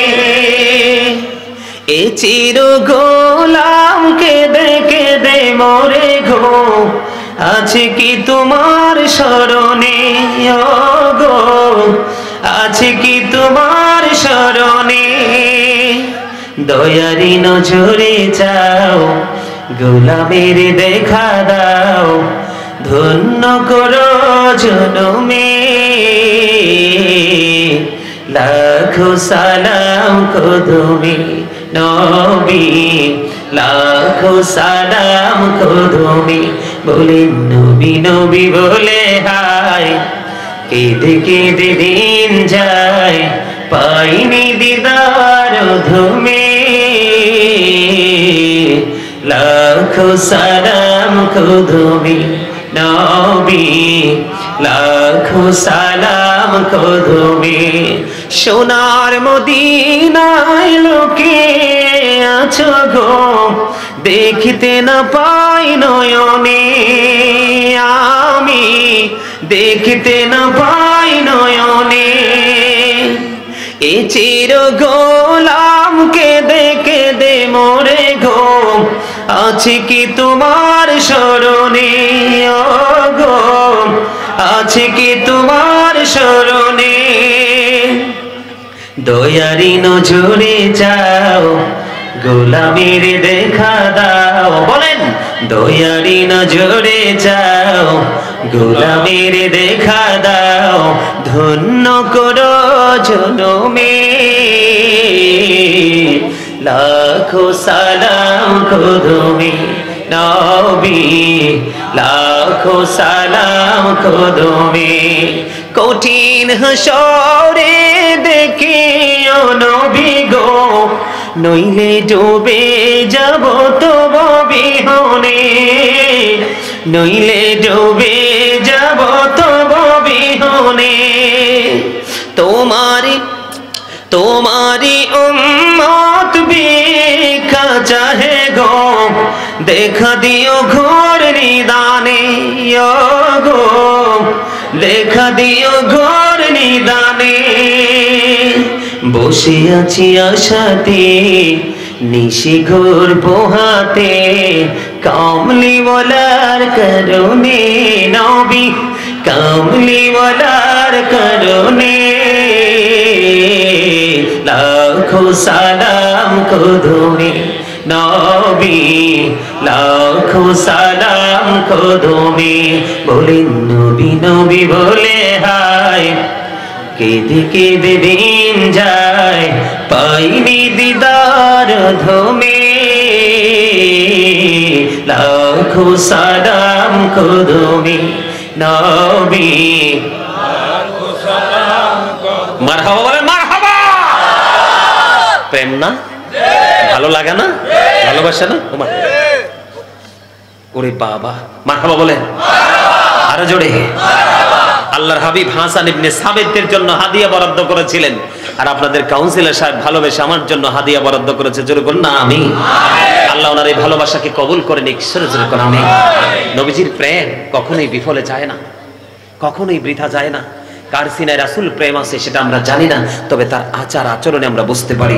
সম্মানিত উপস্থিতি, আমি আরেকটা পার্ট আপনাদের সামনে আজকে উপস্থাপন করব, নিবেন তো? বাস্তবতা।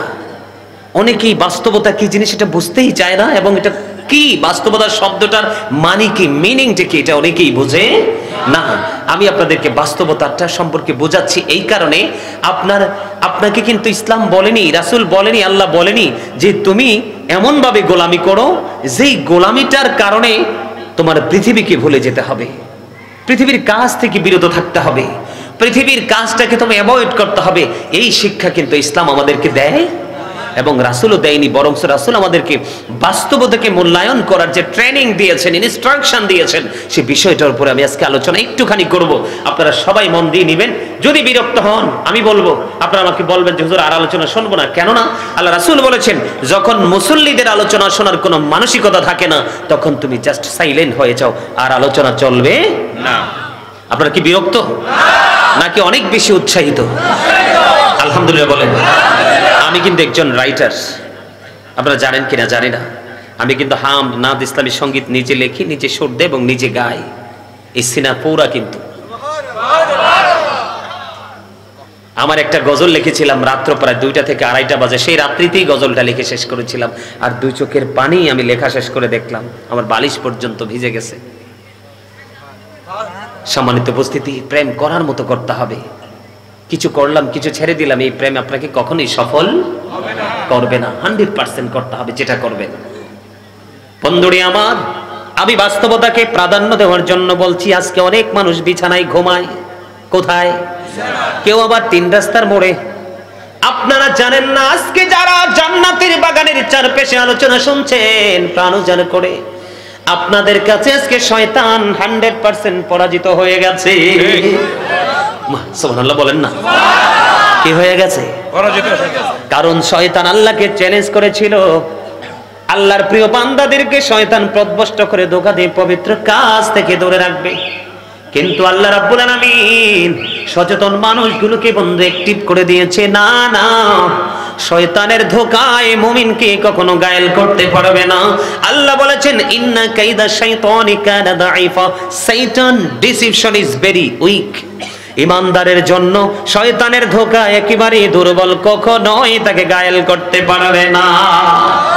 আজকে যারা জান্নাতের বাগানে আপনারা শয়তানকে হারিয়েছেন, জীবনে যতবার শয়তানকে হারাতে পারবেন তত বেশি জান্নাত আপনার কাছাকাছি চলে আসবে। বছরে একটা রাত্র মাত্র, কয়টা রাত্র? একটা রাত্রির কিছু অংশ মাহফিলে তোমরা সময় দিতে পারো না, কোন মুখ নিয়ে আল্লাহর সামনে দাঁড়াইবা? কোন মুখ নিয়ে নবীর সামনে দাঁড়াইবা? আল্লাহ আল্লাহর হাবিব দুজনেই বলেছে আমার গোলামদের সাথে প্রেম করো আর তাদের সাথে আমার জান্নাতে চলে আসো। বন্ধু, আজকে যারা আপনারা জান্নাতের বাগানে এসেছেন তাদের ঠিকানা জান্নাতের কাছাকাছি, কারণ শয়তান চাইছে আপনারা আসেন নাই, আপনারা ওভারটেক করে এসেছেন। যারা আসতে পারেনি তারা শয়তানের কাছে হেরে গেছে। জীবনে যত বেশি বন্ধু শয়তানের কাছে হারবে তার ঠিকানা তত বেশি জাহান্নামের নিকটে নিয়ে যাবে। জোরে জোরে কন্যা নাউজুবিল্লাহ। শয়তান চায় না কখনো কোনো মানুষ ভালো কাজ করুক, কারণ জান্নাত যে অবর্ণনীয় সুখের জায়গা সেটা যে জানে। এই জন্য নবীজি এমন কোন শিক্ষা নেই যে আমাদেরকে তিনি দেয়নি। বন্ধুরে আমার, আমি আপনাদেরকে বলছি, এই যে আমি দিনের দাওয়াত দিচ্ছি এইটা দিয়ে বন্ধু শুরু করছি, কেউ কিন্তু প্রাণ উজাড় করে পলকহীন দৃষ্টি আমার দিকে দিয়ে রেখেছে। তার মধ্যে অন্যতম আপনাদের কাউন্সিলর, আপনারা খেয়াল করছেন কিনা জানি না, বাঁকা করে চোখ দুইটা আমার দিকে অনেকক্ষণ যাবত। এটা কিন্তু বাস্তবতা। তার চোখের দৃষ্টি থেকে বোঝা যায় তার সিনার মধ্যে নবীর প্রেম বন্ধু প্রবেশ করেছে। ওনাকে খুশি করার জন্য বলছি না, আমি যদি ওনাকে খুশি করার জন্য বলে থাকি মুখ দিয়ে, জবানে যদি কথাটা সত্য না হয় আমি হব মুনাফিক। কারণ জবানে অন্তর আরেক, সেটা হলো মুনাফিক। আল্লাহ মুনাফিক সম্পর্কে বলেছেন the hypocrites will be in the lowest place of hell. আল্লাহ বলেছেন ইন্নাল মুনাফিকিনা ফিদ দারকিল আসফালি মিনান নার, মুনাফিকরা জাহান্নামের একবারে সর্বনিম্ন লোকাল জায়গায় থাকবে। বন্ধুরে আমার, সেটার জন্য আপনাদেরকে বলছি, আমার নবীজির দরবারে এক ইহুদি আসলেন ওট নিয়ে কি করার জন্য, নবীজির কাছ থেকে দিন সম্পর্কে কিছু শিক্ষা নেওয়ার জন্য শুরু করেছি, কিন্তু আলোচনাটা অল্প সময়ের মধ্যে বন্ধু শেষ করে দিব। কিসের জন্য? আপনারা যেমন আমার কাছে আলোচনা শুনতে আসছেন না, অনেক মানুষ এখানে থাকতে পারে যে আমার ভালোবাসার মানুষ গাজী সুলাইমান হতে পারে না। অনেকের এমনটি হতে পারে যেমন যে এখানে যাই বন্ধু হাজার মানুষের মাঝে যুদ্ধ করে চলে আসে মুসাফা করার জন্য। হুজুর আপনার আলোচনা না শুনলে ঘুম হয় না। এই আসার সময় ঢাকা ক্যান্টনমেন্ট থেকে, আজকে আসার সময় আপনাদের ওইদিকে ক্যান্টনমেন্ট থেকে একজন সেনাবাহিনী ফোন করেছে, ওনার বাড়ি নাকি মুরাদনগরে। উনি বলল হুজুর ডিউটি শেষ করে আপনার আলোচনা না শুনলে কুলে যাই, শান্তি মিলে না। 2 দিন জানুয়ারির 2 তারিখে আমার বাবার মৃত্যুবার্ষিকী, আমি আবার প্রত্যাশা করেছি আমার বাবার মৃত্যুবার্ষিকী আপনাকে দিয়ে আবার পালন করব। আমি প্রেম বোঝাচ্ছি বন্ধু, মানসিকতা। এবং ইহুদি আসলেন নবীর কাছে দিনের দাওয়াত, দিন সম্পর্কে কিছু গ্রহণ করার জন্য। এবার যখন নবীজির কাছাকাছি চলে আসলেন, এবার একবার তিনি নবীজির চেহারা মুবারকের দিকে তাকায়, আর একবার তিনি ওনার ওটের দিকে তাকায়। এবার আমার নবী একটা ডাক দিয়ে বলল, তুমি আমার কথাগুলো শোনার আগে তুমি তোমার ওটটাকে আগে বেঁধে আসো। জোরে জোরে বলেন না সুবহানাল্লাহ। এখানে একটুখানি মন দিয়ে শুনবেন, একবার নবীজির দিকে তাকায় আর একবার ওটের দিকে তাকায়। নবীজি কিন্তু তাকে ধমকও দেয়নি, আবার একটুখানি কথা বলেও তাকে বিতাড়িত করে দেয়নি। নবীজি বাস্তবতাকে মূল্যায়ন করেছে। একজন মরুচারীর জন্য ওটের গুরুত্ব ছিল অপরিসীম। এই জন্য নবীজি বাস্তবতাকে তিনি প্রাধান্য দিয়েছেন। বন্ধু আমার নবী বলেছেন আমার কথা শুনতে হলে তুমি তোমার ওটটাকে আগে বেঁধে আসো। এখানে নবীজি দিনের দাওয়াতটাকে যেমনি ভাবে মূল্যায়ন করেছেন, তাকে দাওয়াত দিতে হবে তেমনি ভাবে তার যে এটা দৌলত, পৃথিবীতে চলার জন্য অর্থ লাগবে, অর্থের যোগান এই ওট দিবে নবী, এইটাকেও প্রাধান্য দিয়েছে। জোরে জোরে বলেন না সুবহানাল্লাহ। এটার নাম হলো সরকারে মদিনা। আমার কথা কি আপনারা বুঝেছেন? বন্ধুরে আমার, আপনাদের মধ্যে অনেকেই আছেন আগামীকালকে দোকান হবে, কি হবে? আমার ব্যবসা আছে, আমার ক্লাস আছে, আমার স্কুল আছে, আমার চাকরি আছে, অজুহাত দিয়ে চলে গেলেন। কিন্তু আজকে যে মাহফিল হচ্ছে, আপনি বাস্তব পরিবেশটাকে অস্বীকার করেছেন। কখনো কোনো মুমিন বাস্তবতাকে অস্বীকার করতে পারে না, ঠিক কিনা বলে? আর জোরে বন্ধুরে আমার, এবার আসেন। তিনজন লোক মনে মনে চিন্তা করতেছেন, হাদিস শরীফের মধ্যে এসেছে কয়জন? তিনজন লোক মনে মনে চিন্তা করতেছেন, হাদিস শরীফের মধ্যে এসেছে। তারা চিন্তা করলেন, গবেষণা করলেন, অবজারভেশন করলেন, করে তারা ডিসাইড করলেন নবী যে নবীদের আমলের কাছে আমাদের আমলটা কিছুই না, একেবারে নগণ্য। এবার প্রথমজন তিনি চিন্তা করলেন, তিনি মনে মনে চিন্তা করতেছেন এবং একজন আরেকজনের সাথে বলতেছেন, আমার জীবনে আমি ধারাবাহিকভাবে নামাজি মসজিদে নামাজ পড়বো, আমি মসজিদ থেকে বের হব না। আরেকজন বলতেছেন, আমি ধারাবাহিকভাবে বন্ধু রোজা রাখবো, আমি রোজা ভাঙবো না। আরেকজন বলতেছে, আমি বিয়ে করেছি, আমার বউ আছে, আমি আমার বিবির কাছে কোনোভাবেই যাব না। এবার নবীজি তাদের তিনজনের বক্তব্য শুনলেন। শোনার পরে নবীজি বললেন, ক্বালা আইয়ুকুম মিসলি, তোমরা কে আছো আমার মতো? কখনোই তোমরা আমার মতো হতে পারো না। আমার নবী বলছেন, আমি নবী হওয়ার পরেও কখনো ফরজ নামাজ পড়ি, কখনো নফল নামাজ পড়ি, আবার কখনোই আমি বিরতি দিই। তার মানে নবীজি বলেছেন, তোমার কাছে তোমার দেহেরও একটা হক আছে, তার মানে তোমার শারীরিক সুস্থতার দিকেও তোমাকে নজর রাখতে হবে।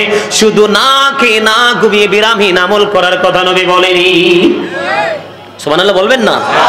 কি সুন্দর শিক্ষা না? কি চমৎকার ট্রেনিং, ঠিক কিনা বলেন? আরো জোরে বলেন, ঠিক না ঠিক?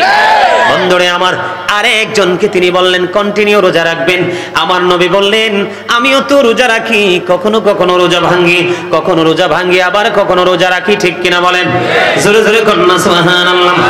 আরেকজন বললেন, তিনি বিবির কাছে যাবে না, তিনি বিবি থেকে দূরে থেকে শুধু আমলে নিয়োজিত থাকবে।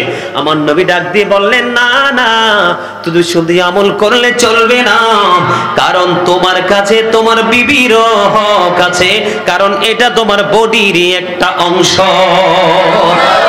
বাস্তবতাকে অস্বীকার করেছে নাকি মূল্যায়ন করেছে? মূল্যায়ন করেছে। আপনারা যারা আজকে জান্নাতের বাগানে আসতে পারেননি বা ইচ্ছে করে আসেননি, আমি আপনাদেরকে বলবো, নবী বাস্তবতাকে সম্মান করেছে, আপনি বাস্তবতাকে অসম্মান করেছেন। এটাই হলো নবীর সাথে বেয়াদবির জন্য যথেষ্ট, ঠিক কিনা বলে? আমার কথা কি আপনাদের বুঝে আসে? বন্ধুরে আমার, আমি আপনাদেরকে আরো চমৎকার ভাবে বলে দিব।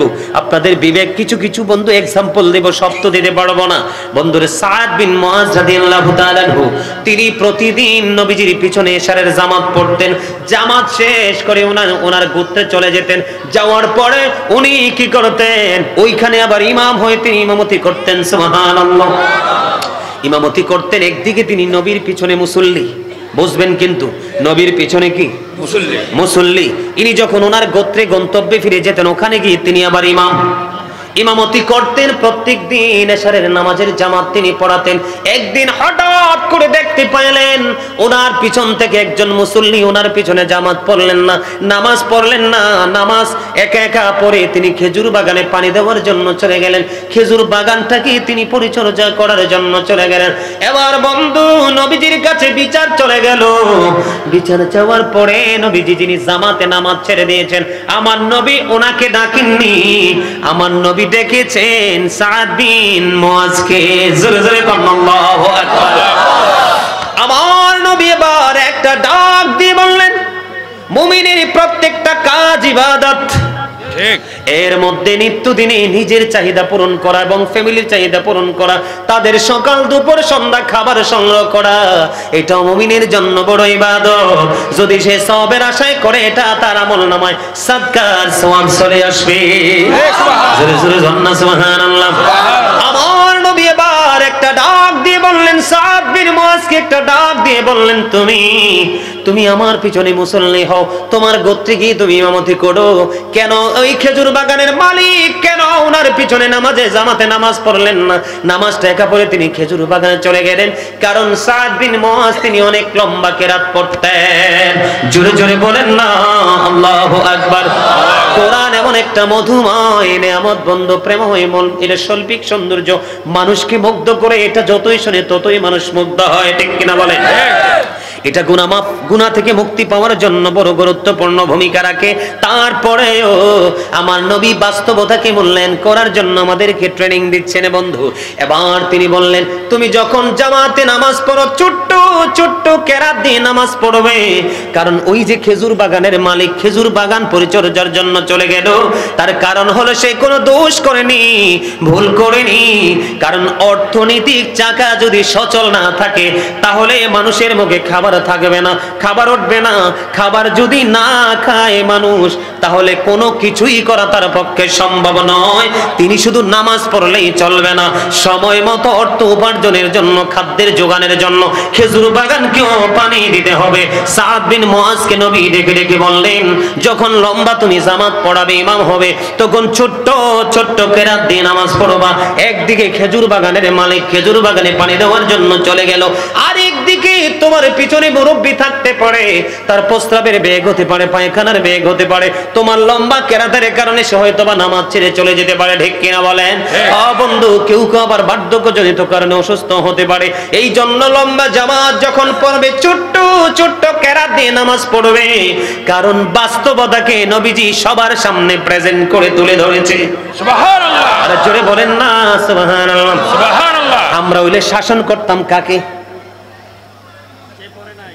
যে পড়ে নাই খেজুর বাগানের মালিককে, আমরা তাকে প্রহার করতাম। এত বড় স্পর্ধা। বন্ধু, বুঝতে হবে, একটার জন্য আরেকটা নবী ছাড়তে বলেনি। নামাজের সময় নামাজ পড়ো, সাদকার সময় সাদকা দাও, ফসলের সময় ফসল রোপণ করো, কাটার সময় কেটে আনো, আবার ঘরে তোলার পরে যেটা গরিবের হক তার কাছে বুঝিয়ে দাও। তোমার হক তুমি মজুদ করে রেখে দাও। কিন্তু তুমি যদি দেখো পৃথিবীর বুকে বন্ধু বাংলার জমিনে দুর্ভিক্ষ দেখা দিয়েছে, অভাব অনটন দেখা দিয়েছে, মানুষের ঘরে খাদ্যের অভাব দেখা দিয়েছে, এই দিকে তোমার ঘরে পর্যাপ্ত খাবার তুমি মজুদ করে রেখেছো। এই করতে করতে 40 দিন যদি মজুদ করে রাখো তোমার খাবার, মানুষ এদিক দিয়ে হাহাকার করছে, মানুষ কষ্ট পাচ্ছে, এদিক দিয়ে তোমার কাছে পর্যাপ্ত পরিমাণ তোমার গোডাউনে আছে। 40 দিন পার হওয়ার পরে তোমার এই অর্থ হয়ে যাবে হারাম। এটা দিয়ে কোনো বেনিফিট তুমি পাবা না, বরঞ্চ তুমি অপরাধী হয়ে যাবা। কথা কি বুঝে আসছে? আর জোরে। গতকালকে মাহফিলে আমি সেই আলোচনাটা করেছিলাম বন্ধু। বন্ধু গো, বর্তমানে ব্যবসায়িকরা, গোডাউনের মালিকরা, কোলেস্টরের মালিকরা সাধারণ মানুষের উপর নিবিড় ভাবে নির্যাতন চালাচ্ছে। সাধারণ মানুষ কুল কিনারা খুঁজে পায় না। আমি তোমাদেরকে বলবো, তোমরা বাস্তবতাকে মূল্যায়ন করো, কারণ আল্লাহু খায়রুল মাকিরিন, শ্রেষ্ঠ কৌশলের মালিক হলো আমার আল্লাহ। তোমার অভাব, তোমার খাবার ফুরিয়ে গেলে তোমাকে দিবে কে? আল্লাহ। তোমার পকেটের টাকা ফুরিয়ে গেলে দিবে কে? আল্লাহ। তোমার সব কিছু দেওয়ার মালিক আল্লাহ। তুমি নিজে তো নিজের না, কেন করছো এত বাহাদুরি? ঠিক কিনা বলে? আমি আপনাদেরকে বলে দেই বন্ধু, আমাদের দেশে ব্যবসায়িকরা কাস্টমার ঠকানোর জন্য অনেক ধরনের কৌশল খাটায় গে খাটায় না? আর যারা বলেন খাটায় গে খাটায় না? বন্ধুরে আমার দিকে তাকান, মুসলিম শরীফের হাদিস। ছোট্ট করে আমি বাস্তবতা নিয়ে আলোচনা করছি, এগুলো আমাদের বাস্তবতার সাথে মিল আছে না নাই? আছে। বিশেষ করে যুবক, তোমরা বুদ্ধি করে শোনো, আমি তোমাদেরকে কেন্দ্র করে বলছি, আর তোমরা একটু মন দিয়ে শোনো রে যুবক, কারণ হয়তো বা আর এখানে নাও আসা হতে পারে। কথা বলেন।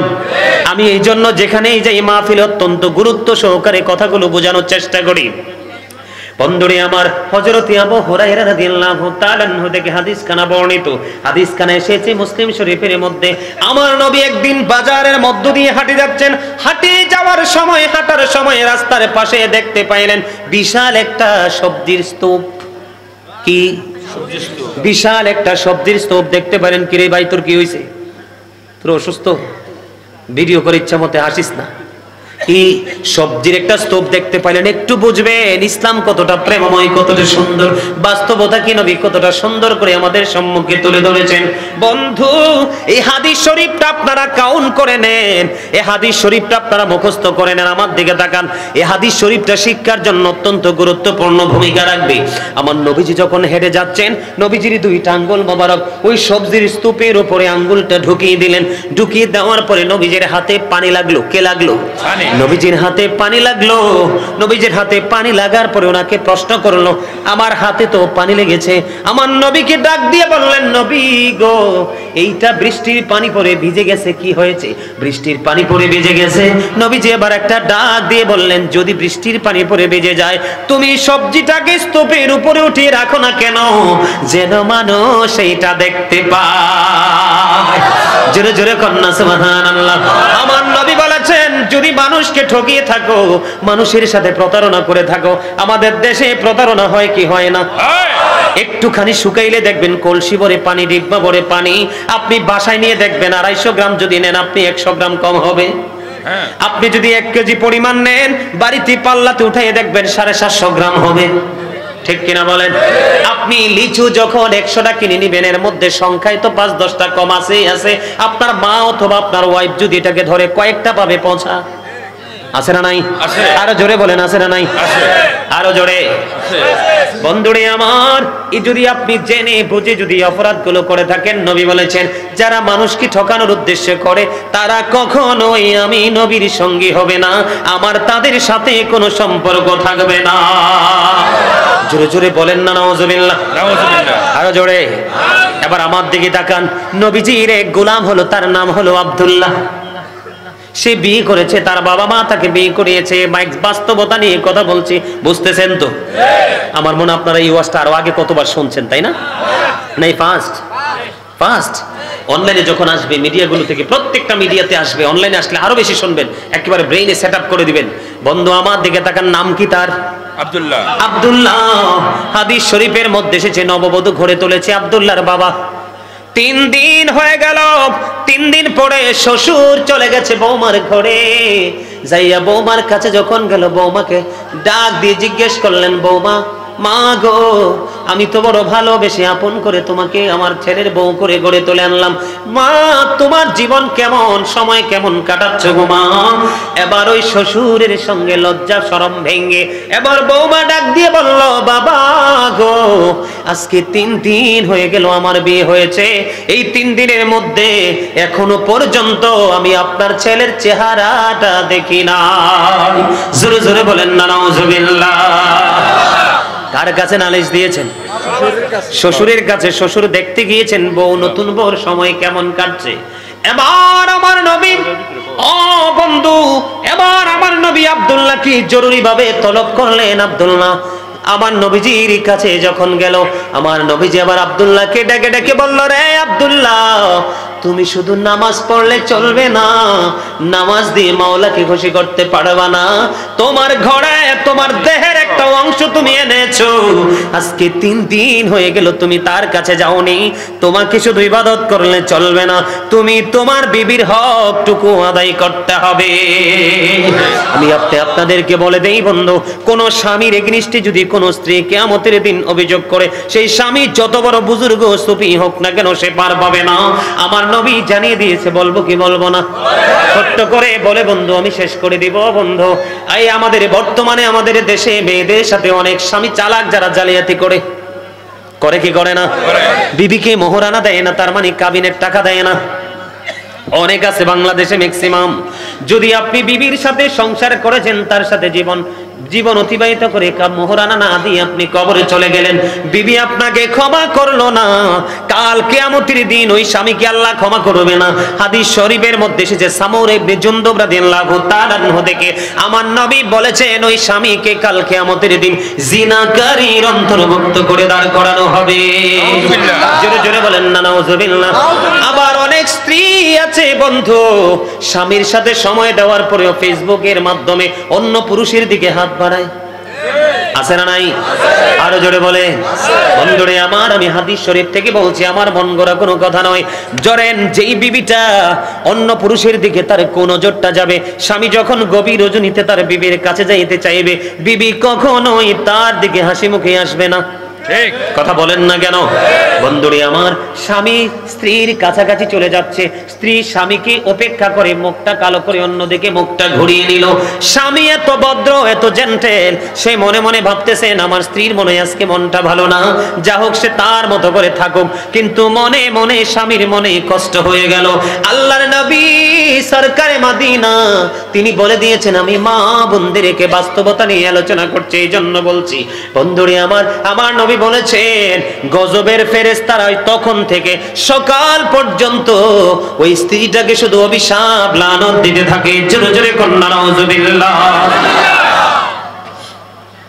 কথা কি বুঝতে পারছেন? আর বাকি আলোচনা অনলাইন থেকে শুনবেন। প্রায় 2 ঘন্টা হয়ে গেছে আলোচনা, একটা না। বেশি করলে আবার বিরক্ত হবেন, মনেও রাখতে পারবেন না। সম্মানিত উপস্থিতি, অনেক লম্বা আলোচনা করেছি। যদি ভুলে যান, ক্যামেরা থেকে চ্যানেল থেকে এগুলো কাউন্ট করবেন, তবে একসাথে আসবে না, ওরা হয়তো পার্ট পার্ট করে এগুলো কি করবে, অনলাইনে আপলোড করবে। সম্মানিত উপস্থিতি, নবীকে যদি ভালোবাসেন তাহলে আপনার জীবনে পথ চলার সকল সঠিক রাস্তা খুঁজে পেয়ে যাবেন। যে কথাটা বলতেছিলাম, এখন কিন্তু কিছু খারিজি মৌলবী আছে, ওরা ইয়াং মেনদেরকে ফলো করে করে চিল্লাই নিয়ে যায়, ঘরে তাজা বউ রেখেছে। আরো যারা